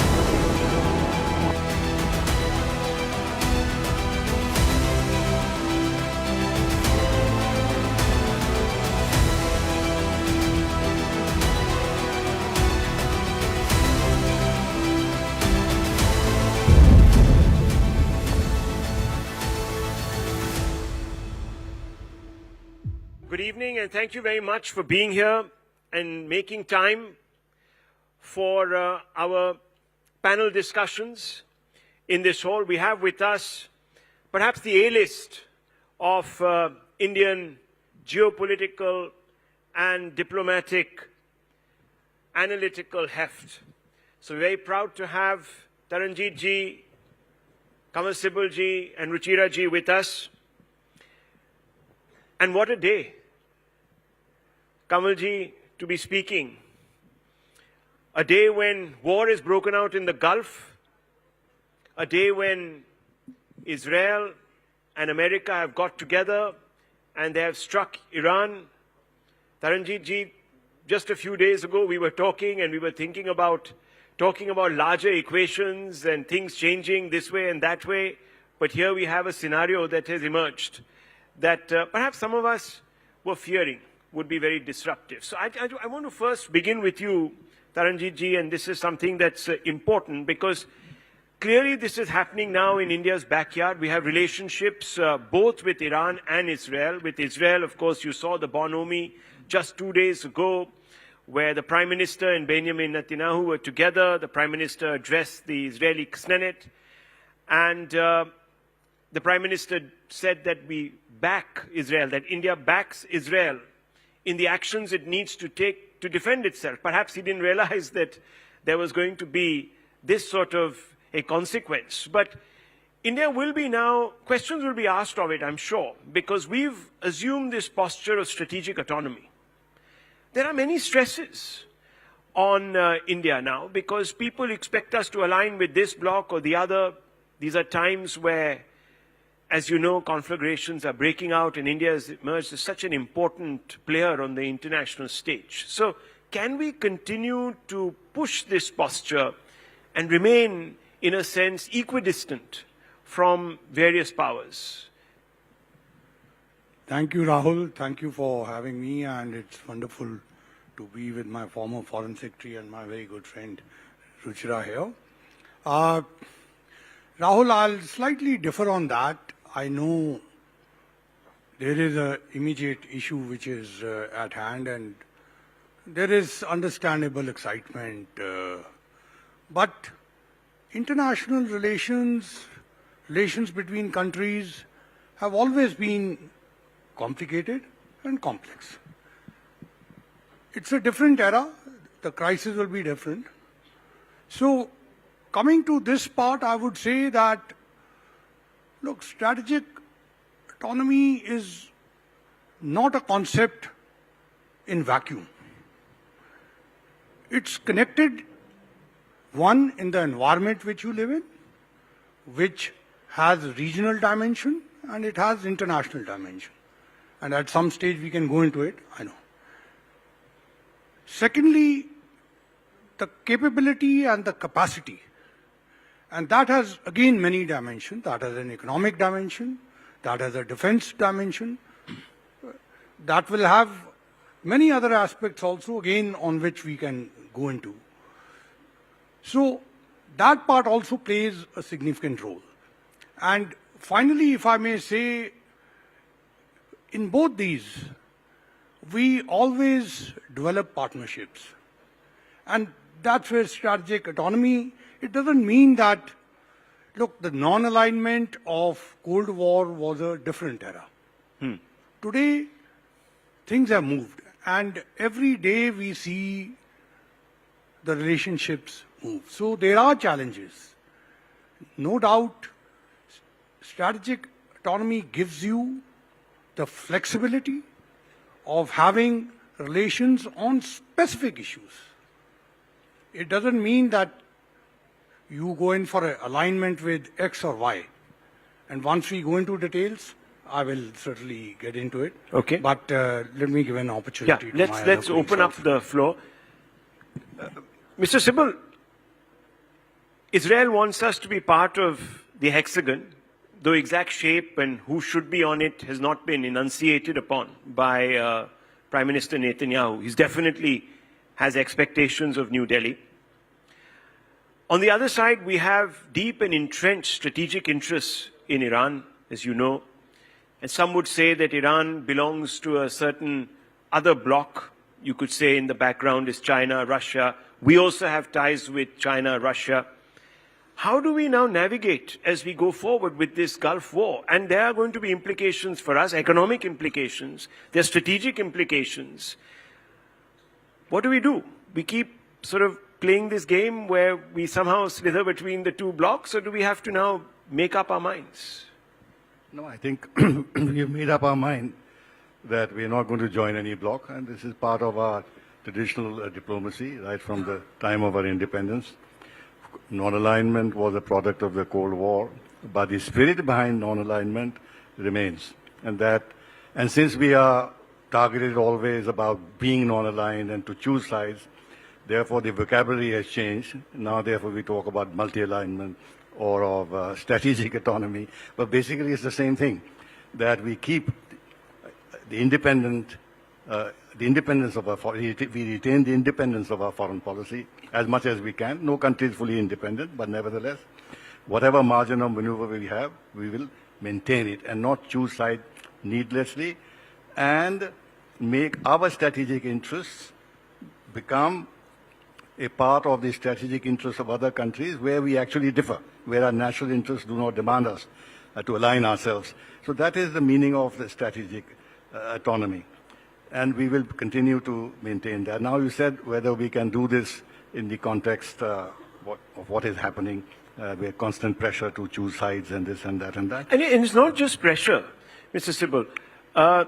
There will be a winning side in this conflagration if one is to believe what the US says, that we are going to ensure that Iran complies. If need be, we will even put in a regime that's favorable to us. So should we not be on the winning side because we have so many states? Well, I would ask the question that has the United States succeeded in creating a winning side for itself anywhere in this region? The only country is Israel. But apart from that, it has failed everywhere. It's failed in Iraq, it has failed in Libya, it has failed in Syria, it failed in Afghanistan. In fact, they have destabilized the entire region without actually being able to stabilize the region and promote their interests. And the reason why, and because they're not being able to do that, they have chosen another victim, and this time it is Iran. There's no reason for them to attack Iran. Iran has never committed aggression against the United States. So what is the reason for United States to commit aggression against Iran? Yes, Iran has been very vocal in terms of Israel and denying their right to existence. I think that was a grave strategic mistake they have committed over the years. Rather than let the Arab countries take up cudgels on behalf of the Palestinians or Arabs, they have, for reasons I can explain, but this is not the platform to do so, they chose to be very aggressive in terms of protecting the Palestinian rights, and therefore attracted the ire of Israel and United States and the West in general. But other than that, I can't see what is the casus belli. If, for example, the nuclear issue is the casus belli, United States helped Pakistan become nuclear. Iran has nuclear weapons. North Korea walked out of the NPT. Nothing has been done about it. United States has walked out of all disarmament agreements. They are now saying they're going to test again. Now that is their own position with regard to nuclear weapons, but when it comes to Iranian nuclear weapons, then it becomes a casus belli. Now in 2015 when they had the JCPOA, Obama was fully satisfied with the agreement. At that time I had written, if you see my articles, that Iran has made such compromises with its national sovereignty that no self-respecting country would make. They made it. And then they said, no, they are 1 month away, 2 months away, 3 months away from nuclear weapons. 11 years have passed, and the same narrative. They're 1 month away, they're 2 months away, even when they have formally declared that they don't want nuclear weapons and the IAEA is there. You can always say they cheat, but that is just a way of saying things. So are you saying that Trump is joining Israel to attack Iran because he wants to either deflect attention from his domestic problems, or he wants to showboat and tell the world that America is still great, and this impression that the world is getting that America is sort of receding inwards is wrong? So, I mean, why is this happening then? I would say that a lot of what he's doing in foreign policy actually is a product of domestic policies. And that is where the problem is. And now that the elections in November are coming up for the House, now there is more concern that if he loses the House, his foreign policy is finished, his domestic policy is finished. And there are the Epstein files. There are a lot of things that are happening inside which actually, and plus of course the Israeli lobby and the huge amounts of money that he has got for his own election from the Israeli lobby. That explains why he's doing this. Ruchiraji, let me bring you into this conversation because, again, I'm going to ask you to explain to the gathering here. At UN, India has tended on certain issues, Ukraine, for example, to abstain. Is there a price? Has this translated, for example, into greater diplomatic leverage? Or have abstentionisms diluted our moral influence? People expect us to take a position to say that, look, you must do this, or we must vote for here, or there should be ceasefires, this, that, the other. Even on this Israel-Gaza issue, we sort of abstained. Is there going to be a cost? Is it an advantage? How do you view this? You've been in the UN system. No, thank you very much for that question. Let's look at the abstentions and the yes votes of India in the United Nations in recent years. So you're absolutely right. The abstentions have gone up dramatically. About 44% of the times India abstains on UN votes. And the yes votes too have gone down. They are at a historic low. So India is saying yes just half the number of times while the abstention votes are going up. Now what does it indicate? It indicates a more selective and nuanced approach to global issues within the wider ambit of multi-alignment in a multipolar world. Now, what I want to tell you is that don't imagine even for a minute that it's just India where the abstentions are rising. It is a broad trend with other countries too. It's Really? not just India, absolutely. So today, India's vote is more issue-based. It is not block-based. It's not an automatic alignment because the world is more messy, it is more complicated. And this is a broader trend with other countries as well. So that is the first thing. The second point is something that you raised in your initial intervention when you talked about India being critiqued for this policy of strategic autonomy. And you also inquired, I think, not explicitly but implicitly, whether the space for India to exercise strategic autonomy has shrunk. Well, let me tell you, of course, as Ambassador Sybil has just said, India is going to exercise its independence in decision-making. Don't expect that to change. That is anchored in our history. That is anchored in our evolution. And it does indeed cut across the board. It cuts across the political spectrum. There is no walking this back. But ma'am, critics will say that, look, India's approach has been always based on a moral outlook, at least in the past. And I'll pick up that thread with Taranjit-ji also. But I want to ask you this, and many people say these abstentions introduce a degree of hedging. India sits on the fence on important moral issues. For example, when Russia went into Ukraine, a lot of countries said that that was a violation of another country's sovereignty. China could do that and invoke the precedent against India tomorrow. We share a border which is unsettled with China. There could be Pakistan tomorrow that might resort to some sort of misadventure. And they do. So how do we square this with a moral... Yeah, no, you're absolutely right to raise this question. I think a lot of people are raising this issue, this difference between the principle of it and the practice of it. Indeed so. But whoever said that strategic autonomy is a risk-free policy, it is a very fine balancing act. You're balancing between the major powers. Let's say you have a resolution at the United Nations. Now, United Nations resolutions are not so simple. There are multiple clauses. There could be the language in a particular clause. There could be language on a particular issue. There could be something to do with the implementation schedule. There could be the prevailing geopolitical environment at the time of the adoption of the resolution. So India calculates all of this very carefully. And I would say to the critics that yes, indeed, India is being critiqued because there seems to be, and I stress upon the word seems, there seems to be a dissonance between the principle and the practice of it. But remember that today the world is very different from what it was in the earlier days. Earlier there was bloc-based voting. There was the Soviet bloc, there was the Western bloc, there was the non-aligned bloc. Today most countries, as I said, are voting according to the specific issue. It's not just India. So yes, you can say that the abstention votes have gone up. For sure. On Ukraine, India has consistently abstained at the United Nations General Assembly. And in the case of Gaza, we have pivoted from abstention to a yes vote to a humanitarian truce and pivoted back again to an abstention. So that is very much there. I would say it's a calibrated ambiguity in a polarized world. Okay. Very briefly. One is that when you talk about morality, I would like to understand what is the moral driving force between Western policies all along. I mean, we've been talking of double standards all the time. All the time. They don't practice what they preach. They talk about values, but they don't implement their own values when it comes to their national interests. So the moral angle I totally discard. I don't think we should pay any attention. With regard to the China thing, if there were huge numbers of Chinese living in India, which New Delhi was targeting and committing atrocities and killed 15,000 of them, then the situation would have some parallel with what is happening in the Donbass region.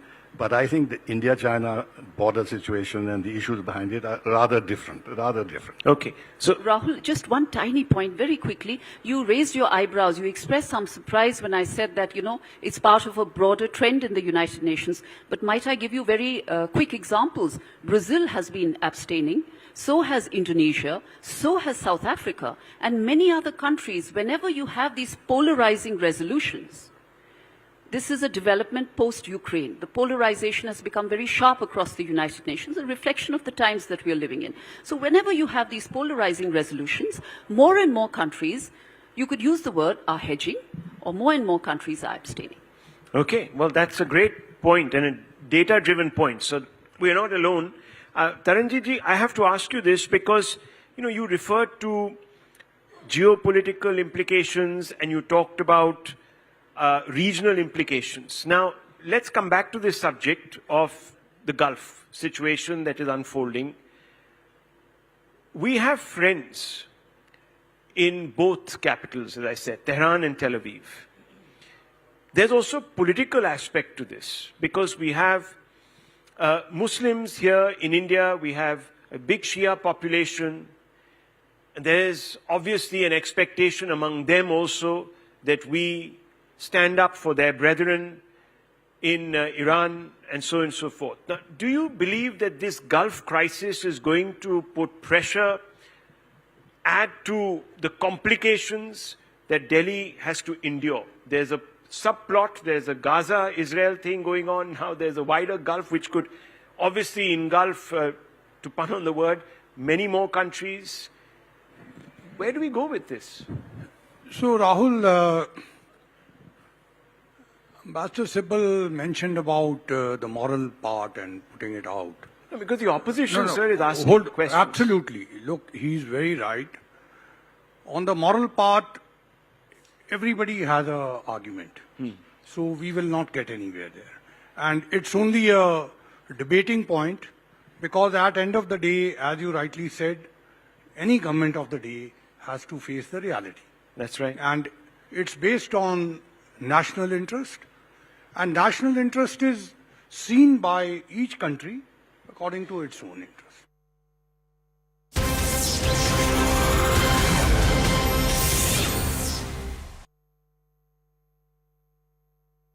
All right, so the Canadian Prime Minister throwing his weight entirely behind this American-Israeli operation, military strikes against Iran.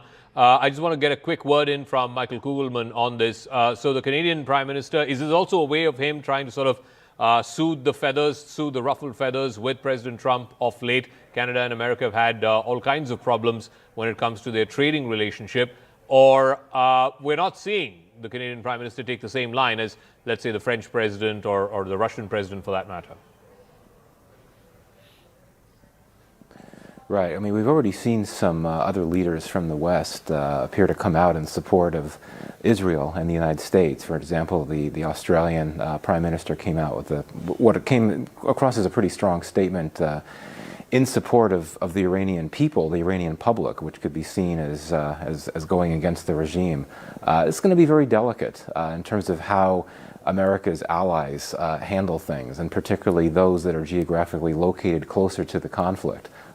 So, you know, as we know, some leaders are more concerned than others about upsetting or provoking the president. But, you know, given how explosive a situation this conflict has become, I think that everyone, that all heads of state, heads of government, are just going to be very careful about how they message their views on the war, keeping in mind the conflict itself, but also how President Trump might react. Okay, just give me a moment, gentlemen. We're getting another piece of breaking news. Reuters is now reporting that the Iranian Defense Minister Amir Nasirzadeh and the IRGC top commander Mahmoud Pakpour have both been killed in the Israeli attacks. Earlier, Israeli media had also reported that the defense minister and the leading commander of the IRGC both had been eliminated. Now it's been confirmed by a Western news agency in Reuters. These are two big targets, no doubt about it, and this will have far-reaching resonance in Iran and beyond. But the two principal protagonists, which is the Supreme Leader Ayatollah Ali Khamenei and the President Masoud Pezeshkian, both, we don't have any word yet on what is their status, what is their fate, are they still alive? The last we heard about the Supreme Leader was that he was taken into a hidden bunker. Of course, President Trump has made it amply clear that his objective for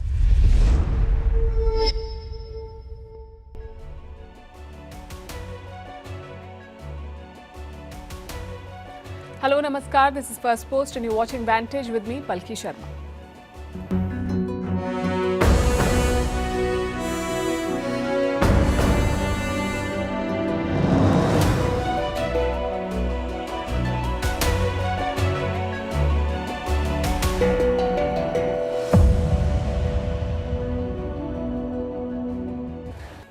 West Asia is at war. After weeks of American build-up, the attacks began today. The US and Israel struck Iran.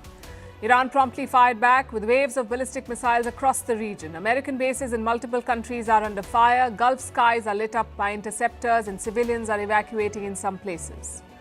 There are conflicting reports about the Iranian leadership. We'll tell you what each side is saying. Also looking at the firepower that the Americans have amassed and how Iran is poised. Can it sustain a prolonged war? As expected, this has hit travel. Airspaces are shut, flights have been cancelled and plans disrupted. We'll bring you the updates, the global reactions, and what this means for the region and the world. This is a special edition of Vantage. The headlines first. Lebanon's Prime Minister says his country won't be dragged into Iran's war with the US and Israel. Authorities fear Hezbollah, the Iran-backed group, could become involved in the conflict.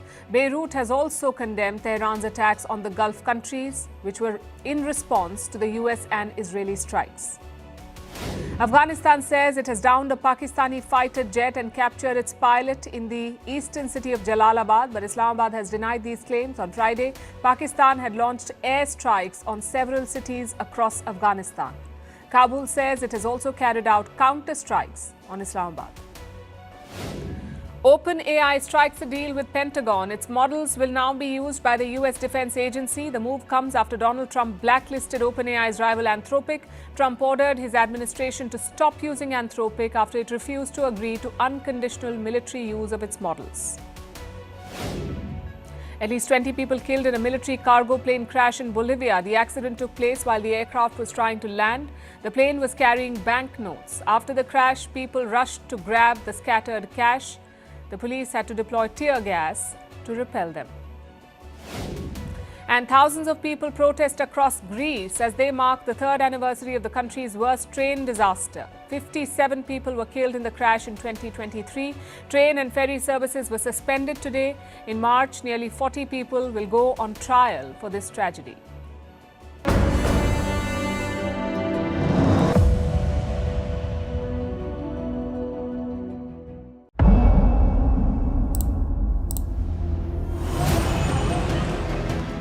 Our objective is to defend the American people by eliminating imminent threats from the Iranian regime, a vicious group of very hard, terrible people.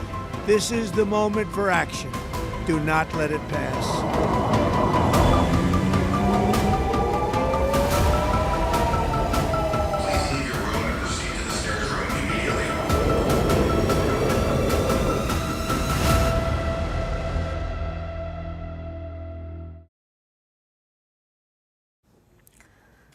West Asia is at war. No more doubts or diplomacy, no more half measures or limited strikes. The United States and Israel have unleashed an all-out war on Iran. As we speak, waves of ballistic missiles are flying over the region. Interceptor missiles are streaking through the air. Citizens are in bunkers or fleeing cities. It's the most dangerous moment in West Asia since the Iraq War, more than 20 years ago. We're looking at a mass casualty event, a war that could reshape the region and indeed the world. So how did it all start? Around noon here in India, reports started trickling in. Israeli jets began striking targets in the Iranian capital, Tehran. Israel's defense minister confirmed this. He called it a preemptive attack. At that point, everyone had just one question. Was this a lone Israeli attack? Or would the Americans join in? That was the question. In a few hours, we got the answer. American warships fired Tomahawk missiles from sea.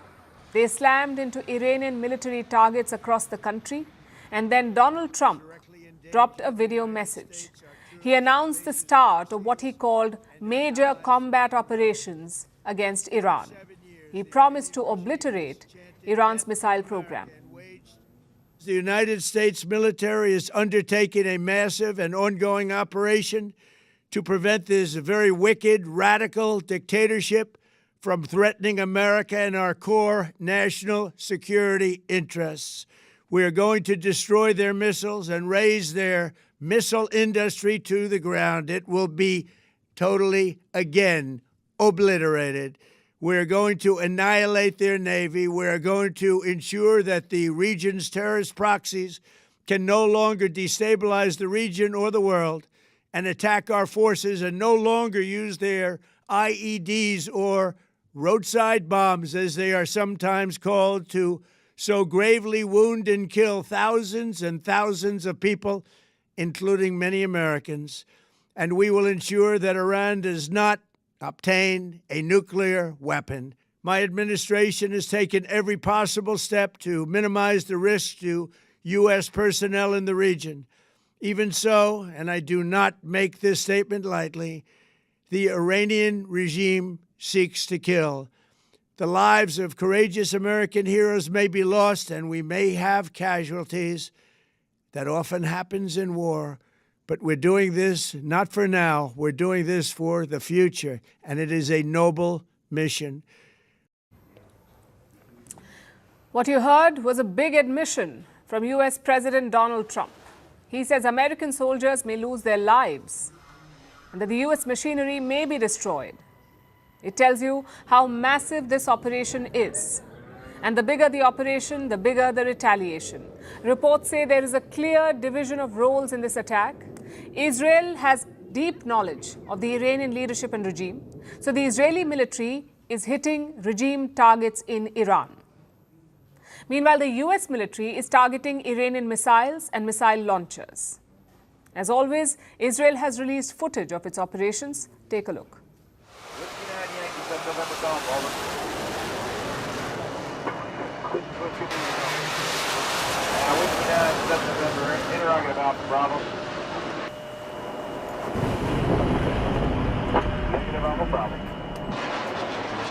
This is 7 November Golf, Roger. Request you check your Romeo side. I'll go ahead and check my Tango side. 7 November Golf out.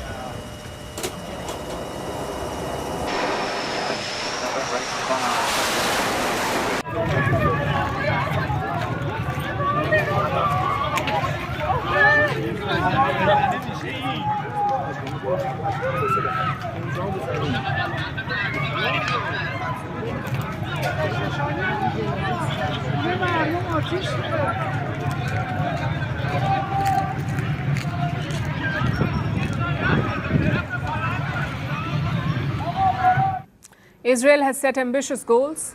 Prime Minister Benjamin Netanyahu wants to denuclearize Iran, and he too is openly talking about regime change. Together with the United States, we will strike the terror regime harshly. We will create the conditions that will allow the brave Iranian people to rid themselves of the burden of this murderous regime. This is your chance to establish a new and free Iran. Take your fate into your own hands. Raise your head. Lift your eyes to the sky. Our forces are there, pilots of the free world. Everyone is coming to your aid. Help has arrived, and I believe the day is near when Israel and free Iran will hold hands in favor of security and peace, in favor of progress and prosperity. Iran says one of the targets was a primary school. They claim that Israel killed 51 girls with a single strike. Iran's foreign minister has also posted pictures of the aftermath.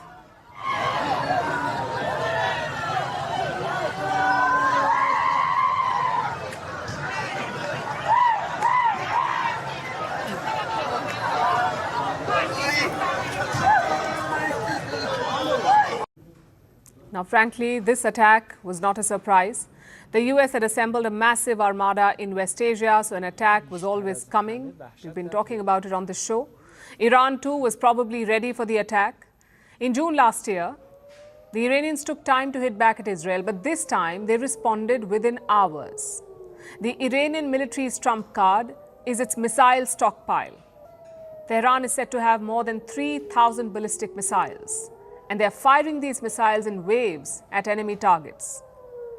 But just like Iran, Israel and America are also better prepared this time. The US has positioned warships near the Israeli port of Haifa. Together with Israel, they're shooting down Iranian missiles and drones.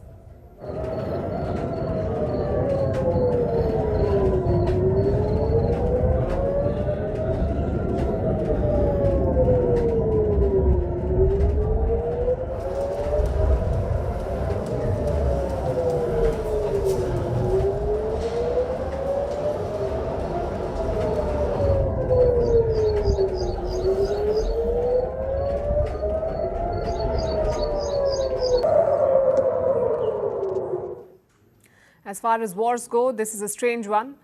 Iran and Israel do not share a border, so there is no question of fighting on the ground. It's all aerial. Missiles from Iran take around 12 minutes to reach Israel. There's a 12-minute period, and that gives them enough time to intercept those missiles. And yet last year, that 12-minute period was not enough. Almost 50 Iranian missiles hit Israeli cities, 50 missiles. And that forced Israel to agree to a ceasefire. But this time, there are two key differences. One, both Israel and the US are ready for a long and sustained operation. They're not hitting Iranian nuclear sites. They're hitting military and leadership targets. Even at this very hour, Air Force squadrons and pilots are striking across Iran. We are all with them and behind them. The operation will continue for as long as required. So that's the first difference, hitting leadership targets. Israel and the US are in it for the long haul. And secondly, Iran is even weaker than the last time. A lot of their missile launchers are being targeted, so Iran's ability to sustain this attack is in question. They're prepared, yes, but do they have the capability? Well, that's the big question. Iran knows that it cannot defeat Israel or the US militarily, so their strategy is to increase costs on both sides. And a big part of that are the Gulf states. Last June, Iran limited its attacks to Israel. It carried out symbolic strikes on a US base in Qatar. That's all that Iran did. But the end goal was to limit the fallout. This time, it's the opposite.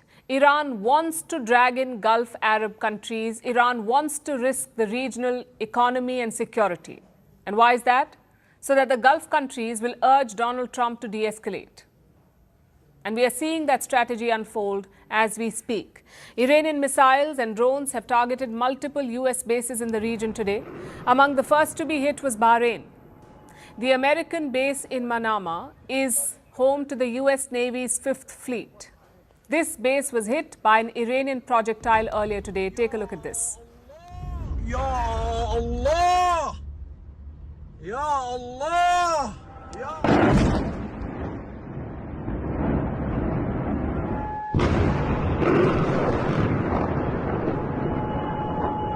Good morning. A closet shelter immediately. Shelter in place. And this was just the start. Soon explosions filled the skies over Arab nations. In fact, let me pull up the map for you. In Qatar, the Al Udeid base was targeted. This is the headquarters of the US Military Central Command.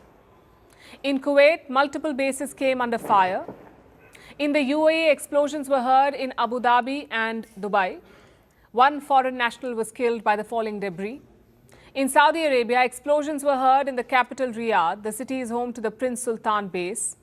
Other targets included the Erbil base in Iraq and the Mubaffaq Salti base in Jordan. Like I said, the attack on Bahrain was a direct hit. The Iranian projectile hit a service center at the base, but most of the other attacks are being repelled.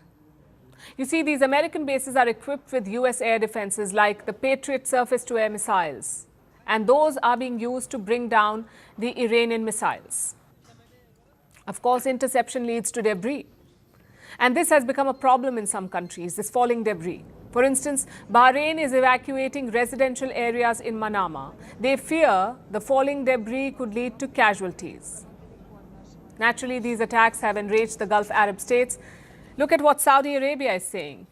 I'm quoting, "The Kingdom of Saudi Arabia condemns and denounces in strongest terms the blatant Iranian aggression and the flagrant violation of the sovereignty of the UAE, Bahrain, Qatar, Kuwait, and Jordan. The Kingdom affirms its full solidarity with and unwavering support for the brotherly countries and its readiness to place all its capabilities at their disposal in support of any measures they may undertake." Now, for these countries, the fear is very clear. What if Iran expands the attacks to non-military locations? Maybe oil refineries or other facilities. Then their economies will directly get affected. So it is in their interest to repel these Iranian attacks. But here's the problem. There is a rising anti-Israel sentiment among the people in these countries. in these Gulf Arab states. So these regimes cannot be seen as helping Israel defeat Iran. And we saw that in the lead up to this war. Multiple Arab states drew a red line for the US. They cut off their airspace for operations against Iran. Though now we appear to be beyond that, the Arab countries want to protect their people and their economy first, and for that they will support the United States. If not in public, then certainly in private. In the coming days, these countries could play an important role. States like Qatar and Saudi Arabia have very warm ties with Donald Trump. They also have long-standing business ties with him and his family. So if anyone can pull back Trump, it's the Gulf Arab states. And that depends on the next few days. If Iran expands these attacks on Gulf countries, their opinion may change. Their biggest fear is a suicidal attack from Iran. You see, if the Iranian regime feels it is on the brink, it may lash out. Basically attack anything and everything in the region. And that's the scenario that these countries want to avoid.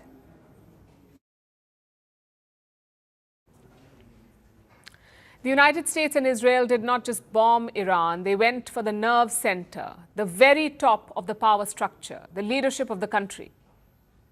Starting this morning, explosions have echoed across Iran, in Tehran, in Isfahan, in Kermanshah, Tabriz, Qom, and even naval facilities in Kenaruk. But the most sensitive strikes were in North Tehran. And even there, one compound stood out. This is where Iran's supreme leader is known to reside. That is Ayatollah Ali Khamenei. He is the supreme leader. Reports say smoke was seen rising from this area, and the obvious question was, where was Khamenei? Where is Iran's supreme leader? Now, reports say that he moved to a secure location well in advance. And this is not unprecedented. We've seen this happen before. Last year, for instance, we saw a war in Iran, the 12-day war, and that's when the US struck Iran's nuclear sites. Khamenei was shifted to a bunker then. And last month, in January, there were similar reports. Khamenei was operating from an underground facility. So this time it was the same. He was taken to a safe area. But what about his condition? Is he safe? Well, one Israeli media report says that he has been injured. Another report says he could have been killed in the first wave of strikes. This is what the Israeli media is saying, that Khamenei could have been killed. Meanwhile, Iran says he is very much alive. Now, it's hard to verify which account is true. In the fog of war, there is a lot of information and misinformation doing the rounds, sometimes deliberately by the warring parties. So it's best to take things with a pinch of salt at this point. And while Khamenei's condition is not very clear, let's also look at the other target, the presidential palace in Tehran's Shemiran district. This is the residence of Iran's President Masoud Pezeshkian. According to multiple reports, the American target list included all senior leadership figures. At the very top, of course, was Ayatollah Ali Khamenei, the supreme leader of Iran. He was the top target. Then you have Iran's President Masoud Pezeshkian, Iran's army chief, senior security decision makers, members of top defense councils, and commanders of the IRGC, the Iranian Revolutionary Guard Corps. The IRGC is different from the army. The IRGC does not guard Iranian people. Its sole job is to protect the Iranian regime, the Ayatollah. Reports suggest that two of the top leadership were killed. Iran's Defense Minister Amir Hatami and IRGC commander Mohammad Pakpour. But Iran's Foreign Minister Abbas Araghchi says all top officials are safe. So again, we don't know which account is true. Now this shows that Israel and the US had a clear strategy going into this one. Decapitate Iran's top leadership, erase the people who control the system. Once they're out, the regime will collapse on its own. That is the plan, it seems, because in Iran, real power does not sit with the president, it sits with the supreme leader. The Islamic Revolution, as you would know, happened in 1979. The first supreme leader was Ruhollah Khomeini. His successor was Ali Khamenei, the current leader. This one came to power in 1989, and he's ruled Iran since then. He controls the military, the judiciary, the intelligence apparatus, the Revolutionary Guards, and the foreign policy. So if you want to shake Iran's system, you don't start at the bottom, you go for the head. But here's where this gets interesting. Like I said, people often assume that if you remove one man, the system will collapse. That may not happen in the case of Iran, because while the Ayatollah controls everything, Iran's power structure is more like a hydra. If you cut one head, another will emerge. If Khamenei is killed, Iran's constitution will activate the Assembly of Experts. That's a powerful clerical body. They will come together to select a successor. In fact, names have been floating for years. But lately, there is only one name that is doing the rounds, and that is Ali Larijani. He currently heads Iran's Supreme National Security Council. It's a body that sits at the very peak of decision-making. And he is an insider, Larijani. He has served as a close advisor to Khamenei himself. He cannot become the supreme leader because he is not a cleric. But reports suggest that Khamenei has entrusted him with a critical mission. His job is to ensure the continuity of the regime. But what if Ali Larijani is also eliminated in these strikes? What happens then? Because the US says it will continue this mission for days. And if it manages to kill the leadership, two things can happen in Iran. One, it could be the end of this regime. The top leadership falls, the bottom rung collapses, and Iran's political landscape changes overnight. That is one possibility. The second is that the regime gets stronger. That too is a possibility, because these strikes could strengthen hardliners in Iran. And nothing unites a regime like an external threat. So the question is not what happens if you strike the head. The question is what sprouts when you cut that head. Because hydras don't die easily. Sometimes they become even more dangerous.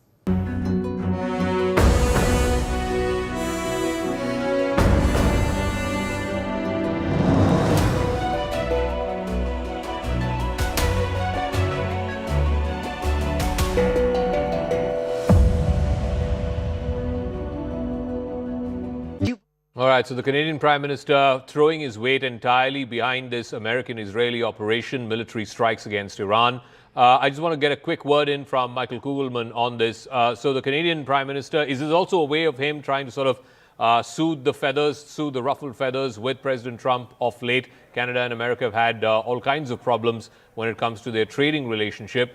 Or we're not seeing the Canadian Prime Minister take the same line as, let's say, the French president or the Russian president for that matter? Right. I mean, we've already seen some other leaders from the West appear to come out in support of Israel and the United States. For example, the Australian Prime Minister came out with what came across as a pretty strong statement in support of the Iranian people, the Iranian public, which could be seen as going against the regime. It's going to be very delicate in terms of how America's allies handle things, and particularly those that are geographically located closer to the conflict. So, you know, as we know, some leaders are more concerned than others about upsetting or provoking the president. But, you know, given how explosive a situation this conflict has become, I think that everyone, that all heads of state, heads of government are just going to be very careful about how they message their views on the war, keeping in mind the conflict itself, but also how President Trump might react. Okay, just give me a moment, gentlemen. We're getting another piece of breaking news. Reuters is now reporting that the Iranian Defense Minister Amir Nasirzadeh and the IRGC top commander Mohammad Pakpour have both been killed in the Israeli attacks.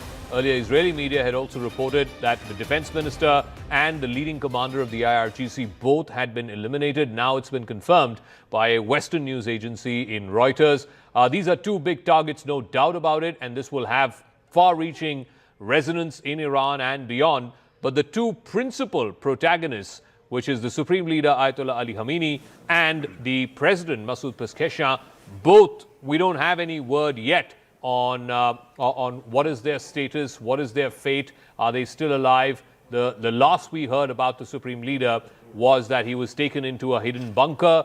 Of course, President Trump has made it amply clear that his objective for this military operation, Lion's Roar is what the Israelis are calling it, Epic Fury is what the Americans are calling it, is regime change. He wants the Ayatollah regime to be deposed, and he wants the Iranian people to take back their government. I want to go back to Ambassador Dogra on this. What do you make of this latest confirmation now from Reuters that the defense minister and one of the lead commanders of the IRGC both have been eliminated in these strikes?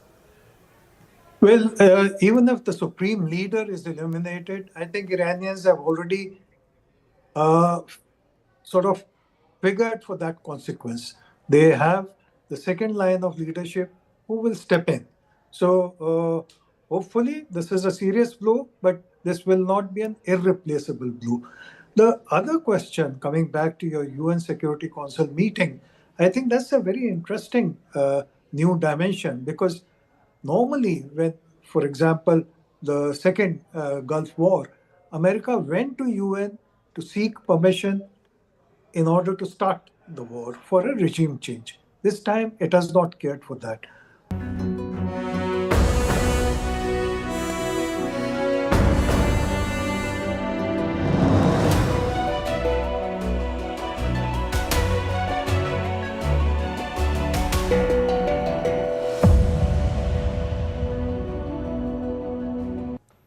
The question most of you have been asking us today is this: how long will this last?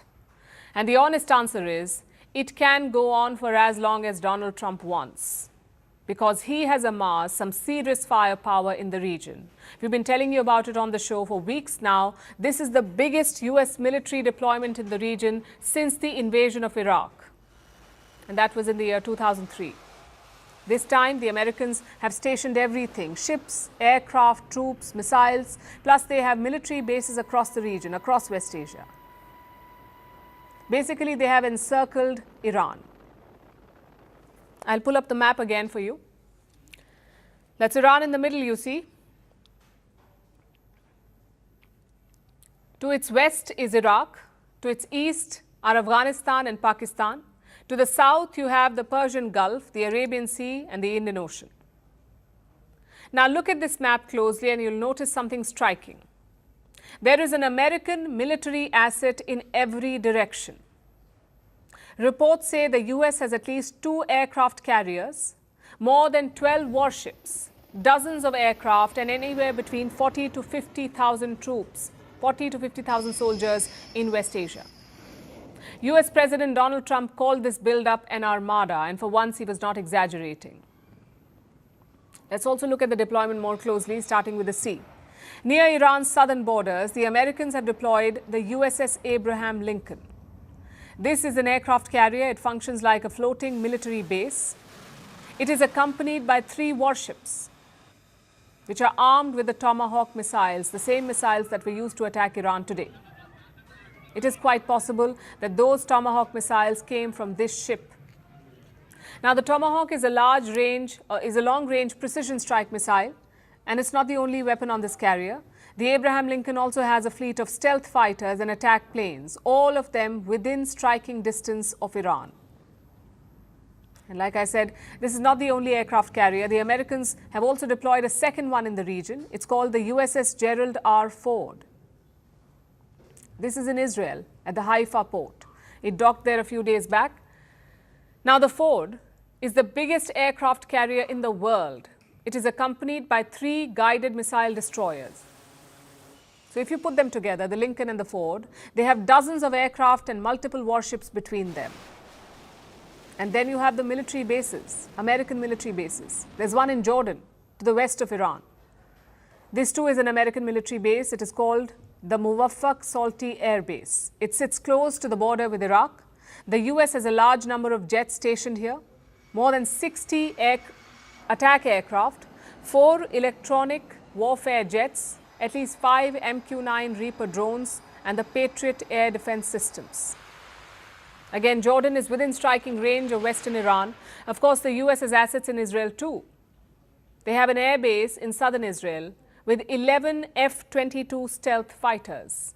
The F-22 is one of the most advanced combat aircraft in the world. It is invisible to radar and it can strike targets deep inside Iran. Now let's zoom out. Look at the wider Gulf region.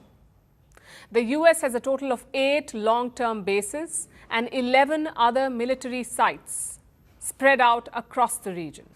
Some of these bases are vital for this mission. like the 2 air bases in Iraq. They have aircraft and choppers and around 2,500 troops and contractors. In Qatar, the US has its largest military base in this region. It's called the Al Udeid Air Base. It has anywhere between 8 to 10,000 troops. Then there is Bahrain. There's an American base in Bahrain. Iran attacked it earlier today. This base hosts the US 5th Fleet, the fleet that looks after all American naval operations in the region. Iran also hit Kuwait today. That is where the US Central Command is headquartered. Missiles were fired at the UAE, Saudi Arabia and Qatar too. Not all of them got through though. And Iran is far from done, of course, so expect those strikes to continue. The US military also has presence in the south. They have a critical base to support their operations. We're talking about the base in Diego Garcia. It sits in the middle of the Indian Ocean. This one is far from Iran, but it's a very significant base when it comes to this war. It is from Diego Garcia that the US runs surveillance flights over the region. It can refuel fighter jets mid-air and conduct special operations. So the warships are at sea. Hundreds of aircraft are on standby and thousands of troops are ready to fire. America has built a formidable military presence around Iran. So how long can they sustain a war? According to one claim, the US can go on for 7 to 10 days with the current military stockpile. Another report says they're set for a military campaign which can last, and I'm quoting, several days. They certainly have the muscle to do it.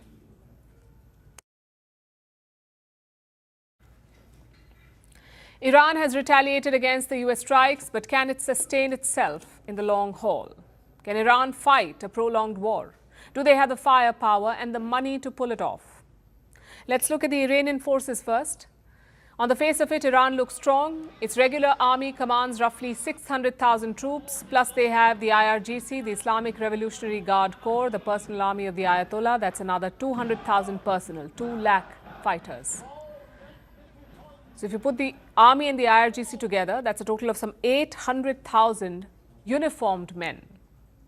Like I said, the regular forces handle conventional defense. The IRGC are the guardians of the regime. In many ways, they're more powerful than the army. They protect the revolution. They protect the supreme leader, and they call the shots.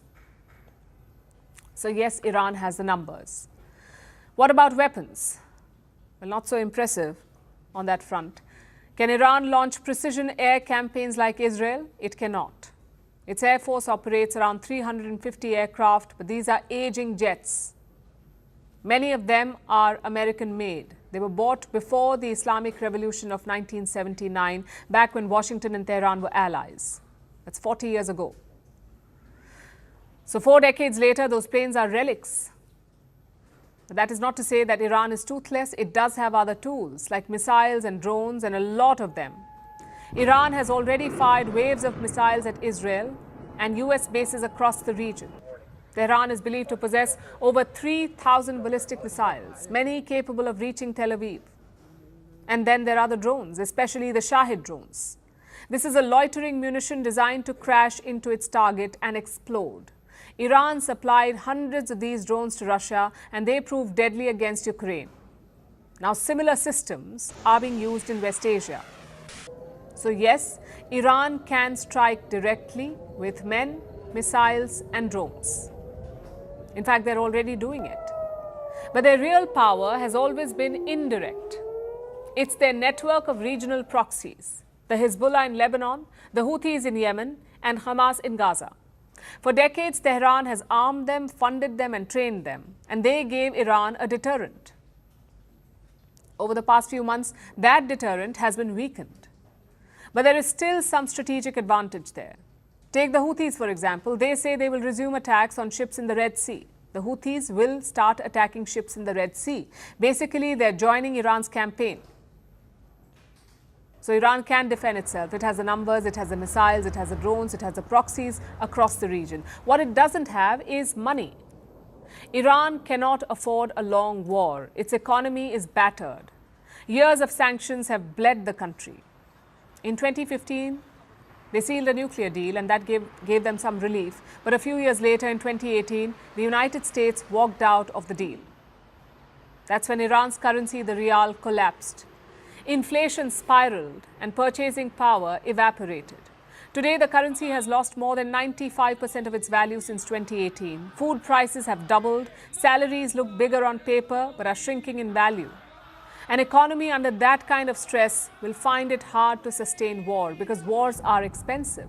Missiles cost money, drones cost money, mobilization costs money, and subsidies to calm angry citizens, that costs even more money. And that last one is important because do remember, the citizens of Iran are angry. The last round of economic pain triggered protests. The protests began over the cost of living crisis but soon turned political. Thousands of people were killed and thousands of others were wounded. Yes, the regime survived, but at a huge cost. Now imagine this pressure multiplied. If oil exports are disrupted, if more sanctions follow, if the rial slides further, will ordinary Iranians tolerate it, or will they put more pressure on the regime? The leadership in Tehran understands this dilemma. Military retaliation projects strength, but prolonged escalation has bigger risks. So yes, Iran can fight. Yes, it can strike back, but can it sustain a prolonged confrontation? Well, that is the real battlefield, and that is where the future of this conflict may ultimately be decided.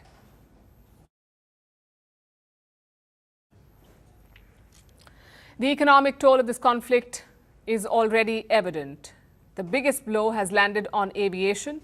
As missiles flew over Iran, flights turned back mid-air within minutes. Airports fell into chaos. Passengers across key routes have been left stranded with no clear way back home. The world's biggest carriers have pulled out of operating flights from West Asia.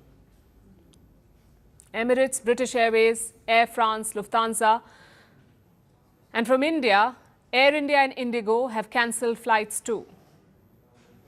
But the impact of this disruption runs deep. The cities that power global aviation like Dubai, Doha and Abu Dhabi are caught in the crossfire. So if you had plans to fly, or if today's chaos has left you stranded, what can you do in this situation? What are your rights and your options? Our next report tells you. This is what war looks like from 35,000 feet. When the rockets flew over Iran, civilian aircraft scattered. Flights peeled away from Iranian airspace quickly. As the conflict spread across the region, dozens of planes were left circling, because the countries below them were shutting their airspace one by one. One flight tells the story better than any map. An Air India flight from New Delhi to Tel Aviv was flying over Saudi airspace when the war began. Left with no options, the plane had to turn back and head to Mumbai. This is not just one flight. At airports across the region, the panic is visible. The list of airlines cancelling flights in West Asia reads like a roll call of global aviation. Emirates, Qatar Airways, Air France, British Airways, Lufthansa, Virgin Atlantic, and more. Every single one of them has either cancelled flights outright or suspended operations across the region indefinitely. Even top Indian carriers like Air India and Indigo have suspended all of their flights to West Asia. It's a big blow for the aviation sector at large, because cities like Dubai, Doha and Abu Dhabi, they act like corridors of international travel. West Asia is not just a conflict zone, it is the engine room of global aviation. 3 of the world's largest international airlines are based right here.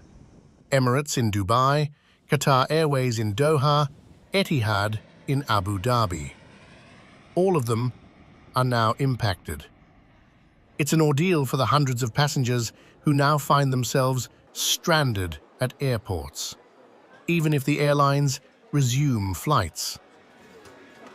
Experts say It could be days or even weeks before stranded passengers can reach their destinations. It simply is not a good time to take a flight. The message from governments around the world is now blunt and consistent. Do not travel.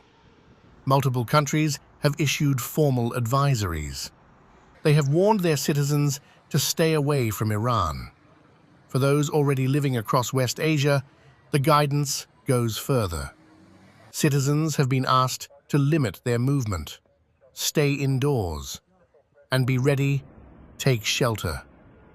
These are not routine travel warnings.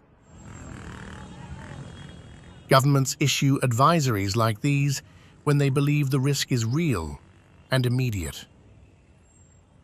India's Ministry of External Affairs has now issued advisories, country by country. For Indians in Iran, the message is unambiguous. Leave now, by any means available. In Israel, Indians have been told to exercise the utmost caution, stay close to designated shelters, and avoid all non-essential travel within the country. Across the Gulf, the UAE, Saudi Arabia, Jordan, the advisory is to avoid unnecessary travel. Follow local authorities and stay alert. So, what do these wave of disruptions mean for you? If you have a flight booked to or through West Asia, check its status before you leave your home. Do not assume it is operating. If you are already stranded in one of the affected countries, contact your nearest embassy immediately. Register your presence and ask about evacuation options. If your flight has been cancelled, ask your airline about rebooking on routes that avoid the conflict zone entirely. You may also be entitled to compensation to cover accommodation and meals for the duration of the delay. Keep every receipt. You may need it when you file a claim. Times are uncertain, and your best bet is to be cautious.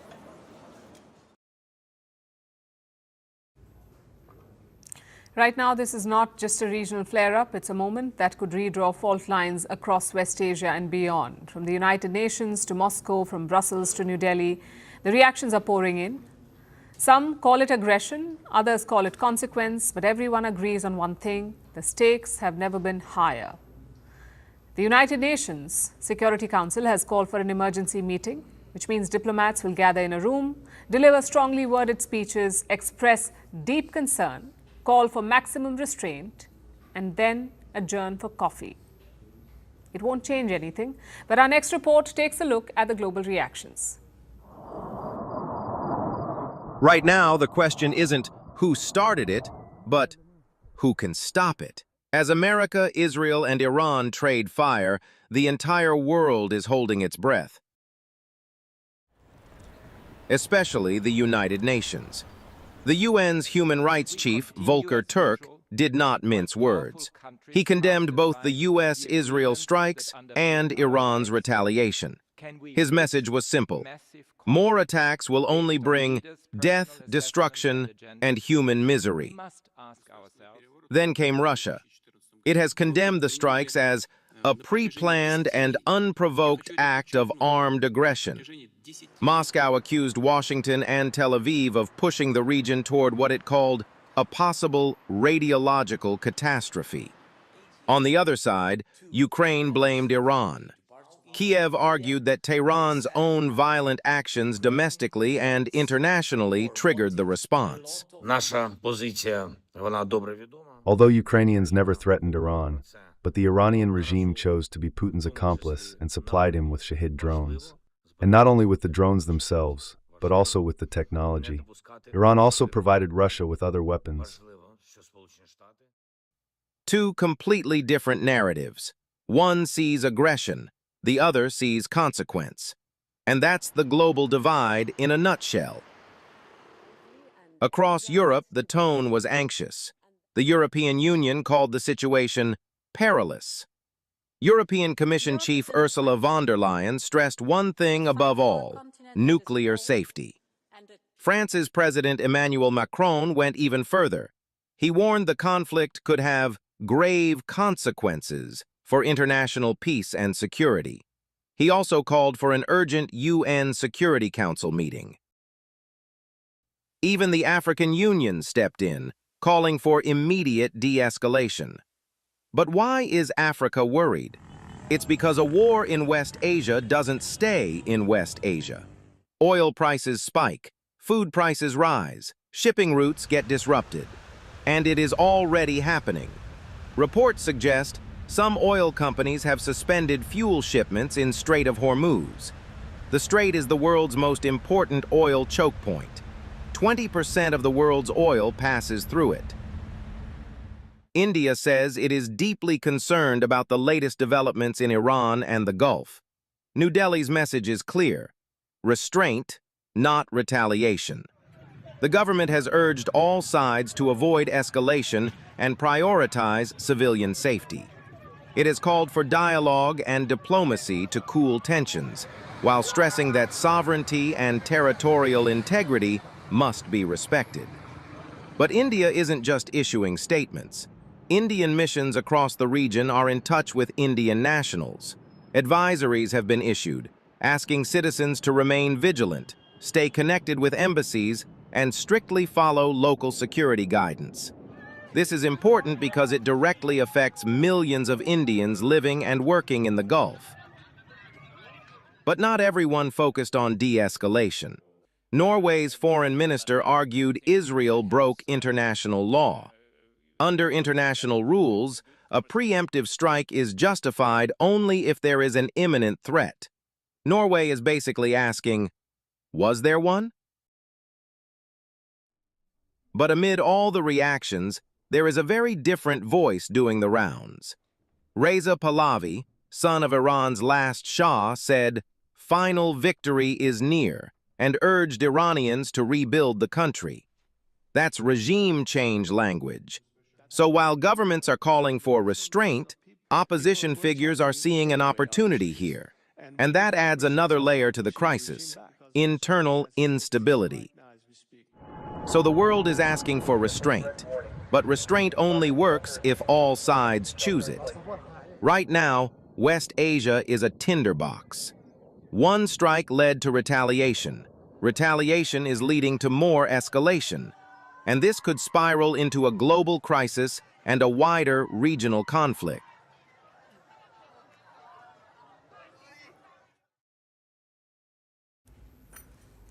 So what does this war mean for the world? We can split the impact into 4 categories. The first is obviously the energy risk. West Asia is home to the largest oil producers in the world. You've got Saudi Arabia, you've got the UAE and Qatar. These countries keep our energy market stable.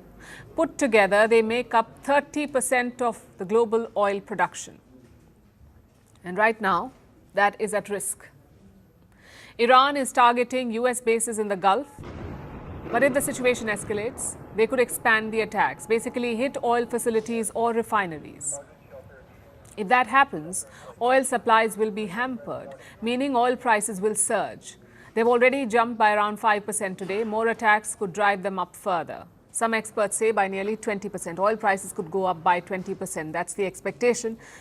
And this is not Iran's only leverage. They also have the ability to shut off a crucial oil trade route. That's the Strait of Hormuz. This waterway carries around 20% of global oil trade. If Iran blockades or mines this route, the Strait of Hormuz, again, oil prices will surge. So that's the most immediate impact of this escalation for the world: rising oil prices. The second impact is transit. The Red Sea is a key choke point in West Asia. It carries nearly 12% of global trade. Again, this is at risk. Iran's proxy, the Houthis, are resuming attacks in the region, meaning ships will have to take different, longer routes. Same with air travel. West Asia is home to 110 airports, and they handle millions of passengers. If the airspace is shut, all this travel will have to be rerouted, meaning disruptions and higher costs. Now to the third impact. This attack is yet another American assault on international laws. And it's brazen. Iran and the US had just finished a round of talks on Thursday. Another round of discussions was scheduled for next week. Yes, the talks were largely stalled. Yes, neither side was giving an inch. But the fact is, a diplomatic process was underway, and yet the Americans launched this attack. Now, I get that some people are conflicted about this war. After all, the Iranian regime is brutal. Just last month, it killed thousands of its own people. But this is not about whether you like a regime or not. This is about international law. In the eyes of the world, Iran was a United Nations member state, a country just like America or Israel. You may dislike their regime, you may dislike their methods, but that does not give you the right to topple them. Because do remember, tomorrow these same actors may disapprove of your country's regime and expect leaders to make this case. If America can attack Iran, why can't Russia attack Ukraine? Why can't China attack Taiwan? If might is right, it's basically a free-for-all. Which brings us to the fourth and final impact. Rogue regimes will be watching this closely. And what lessons will they learn? Iran is being attacked because it does not have a nuclear weapon. North Korea is safe because it does have a nuclear weapon. So expect rogue states to start a nuclear race. If not nuclear, then certainly a missile race. Because that's the only reason why Iran is able to fight back. They have virtually no air defenses left. All they have are ballistic missiles. If you add these factors up, what picture do you get? You get a picture of uncertainty. More energy insecurity, more trade disruptions, more supply chain issues, more strikes on international law, and a massive looming arms race. It's fair to say that we are entering a period of chaos. This fighting may or may not end soon, but its impact will be felt for long. And that's all that we have for you on this special edition of Vantage. Even as we wrap up, the war is escalating fast. In the latest, Dubai's Palm Street has been hit by Iranian projectiles. Let me pull up the pictures for you.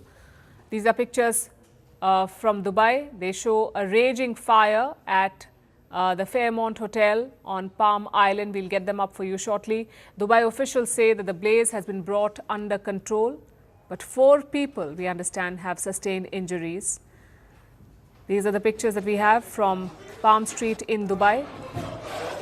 It is not clear how this projectile hit the hotel. Was it a direct target or was it debris from an interception?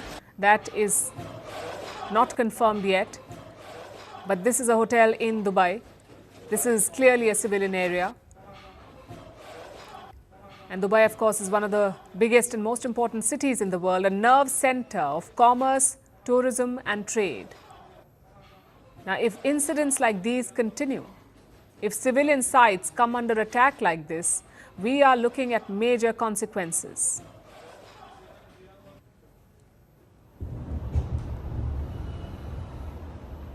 These are pictures from Dubai. You can see projectiles in the sky.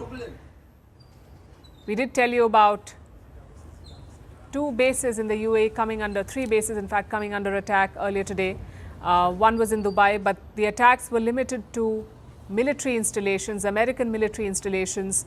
They've been trying to intercept the missiles from Iran, but that interception, like we told you earlier on the show, causes debris. You have falling debris and it hits civilian areas. A foreigner was killed in Abu Dhabi earlier today, and now we are seeing pictures of this hotel coming under attack in Dubai. Very disturbing images as the war in West Asia escalates.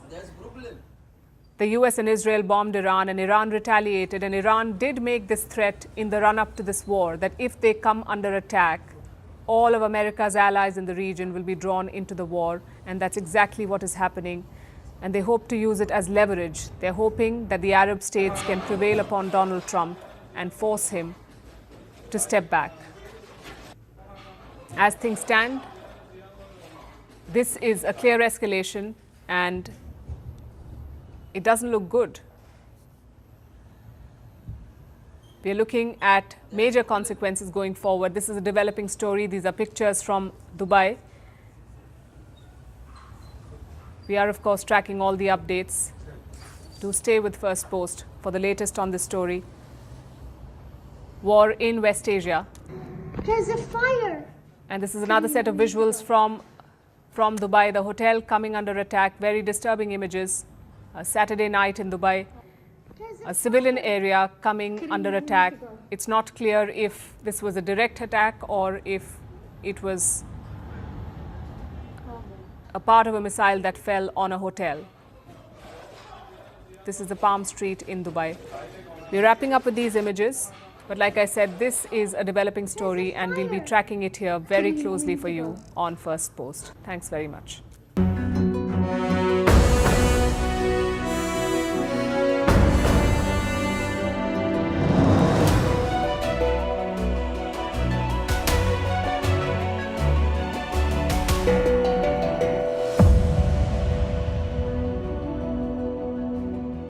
All right, so the Canadian Prime Minister throwing his weight entirely behind this American-Israeli operation, military strikes against Iran.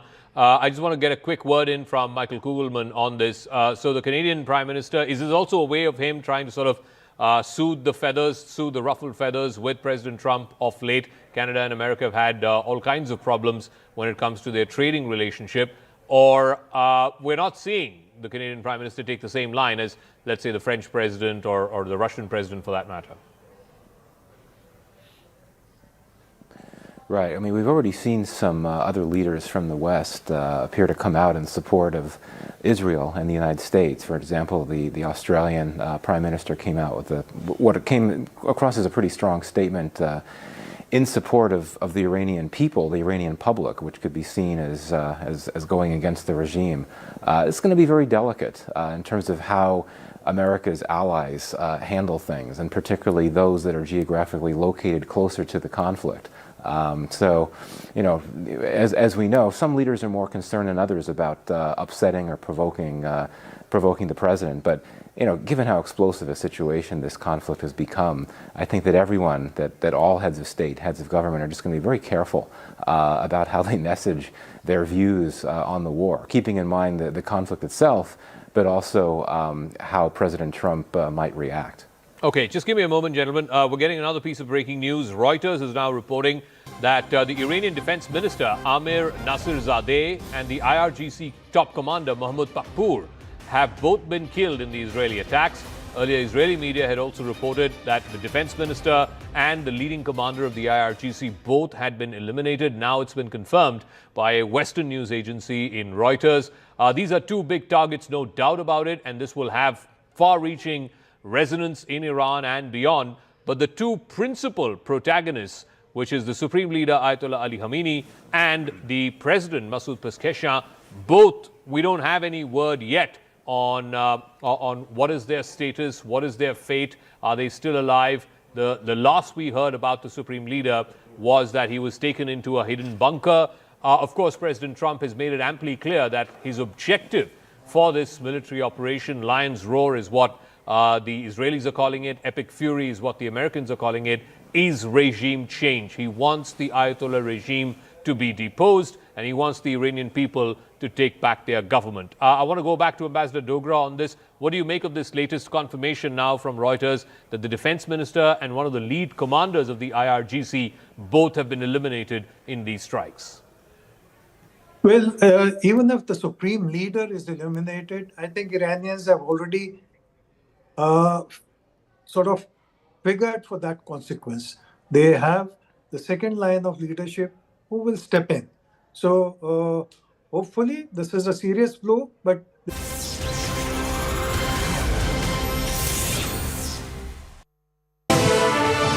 In announcing the U.S. attacks on Iran, President Trump called for regime change as he laid out why these strikes are happening.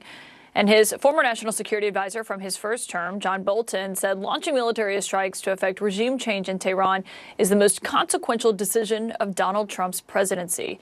And Ambassador John Bolton joins me now. And Ambassador, I know you support these strikes, but obviously there's going to be a lot of the president's supporters and people in the United States who listen to what he said on the campaign trail and certainly what he said in his first term and say, you know, this is the president who said he was against regime change in the Middle East, that he was against starting new wars.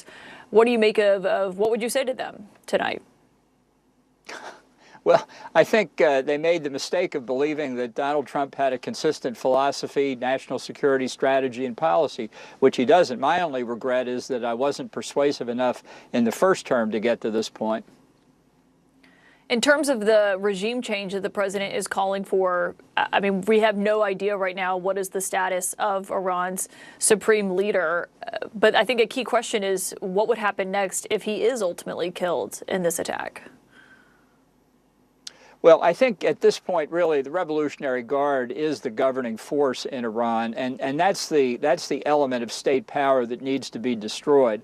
I think that the division of labor between Israel and the United States makes a lot of sense, but I think the real unknown question at this point is how much we and the Israelis have coordinated with the opposition. What we need for the Iranians themselves to be doing is looking for weak links in the leadership, looking for the tensions and the fractures and the divisions that can pull the regime apart at the top and bring significant elements over to the side of the opposition, so that at some point the military refused to fire on civilians. Even the Revolutionary Guard rank and file could break and come over. This is the kind of work behind the scenes that doesn't require us to tell the opposition what we're doing militarily, but requires us to be working with them. I'm not sure that's happening, and that's worrying. Well, that's a question of what this could look like. I know you were pointing to the comments the president made in his video speaking to the Iranian people. When it comes to how long this could go on for, obviously there were considerations about this in the first term. Based on what you've seen so far and what the United States is attacking, but also how Tehran is responding, what do you think the American people should be in for? How long could this last? Well, I think it could last for a while, and I think another problem for Trump, and it's his problem, is that he hasn't prepared the country for what's going on now, hasn't fully explained. He had the 8-minute speech early this morning, but I think more work could have been done in advance. We could have done more work with allies, but to be sure, there are no significant numbers of American boots on the ground at this point. There may be some special operators and Israelis, but this is not a combat arms operation. It's not infantry, armor, and artillery, and I doubt that it would be. So once we have eliminated air defenses to the extent that that's possible, and I think it's very possible, the Israelis are at work at it. Once we've eliminated Iran's ballistic missile capability, which you're seeing in the deployed in the region now, then it becomes very hard for them in a military sense to pose much difficulty for us, and we can take all the time that we need systematically to turn the Revolutionary Guard bases and headquarters into ash heaps. Iran has other threats, certainly. International terrorism is a very real threat, and I think we all need to be more on guard about that. But in terms of how we convince what's left of the leadership in Iran that the regime's days are numbered, that's what you need to instill, the feeling that if they stick with the regime, they're going to be on the wrong side at the end. And that helps further defections. Yeah. Most Americans might be used to watching a president in the Oval Office or, you know, in a speech like the State of the Union on Tuesday night where there's a huge audience watching, lay out the case for what we are seeing play out right now. Did you find that video that was posted at 2:30 this morning where the president's wearing a hat and it's only about 8 minutes long? Did you find that unusual? Well, I found it very Trumpian, so I guess by definition it's unusual. I mean, I have grown up in the period when the serious president behind the resolute desk in the Oval Office was the way you explained to the American people we were in for a crisis. And I don't know why recent presidents have abandoned it. I think it's the way to go, but that's just my personal preference. Ambassador John Bolton, thank you for joining us and hopping on during this breaking news. I really appreciate it. Thank you. And our breaking news coverage of these airstrikes in Iran will continue. Up next, I'm going to speak to a member of the House Armed Services Committee as Congress is asking, what is the legal justification for what's playing out right now?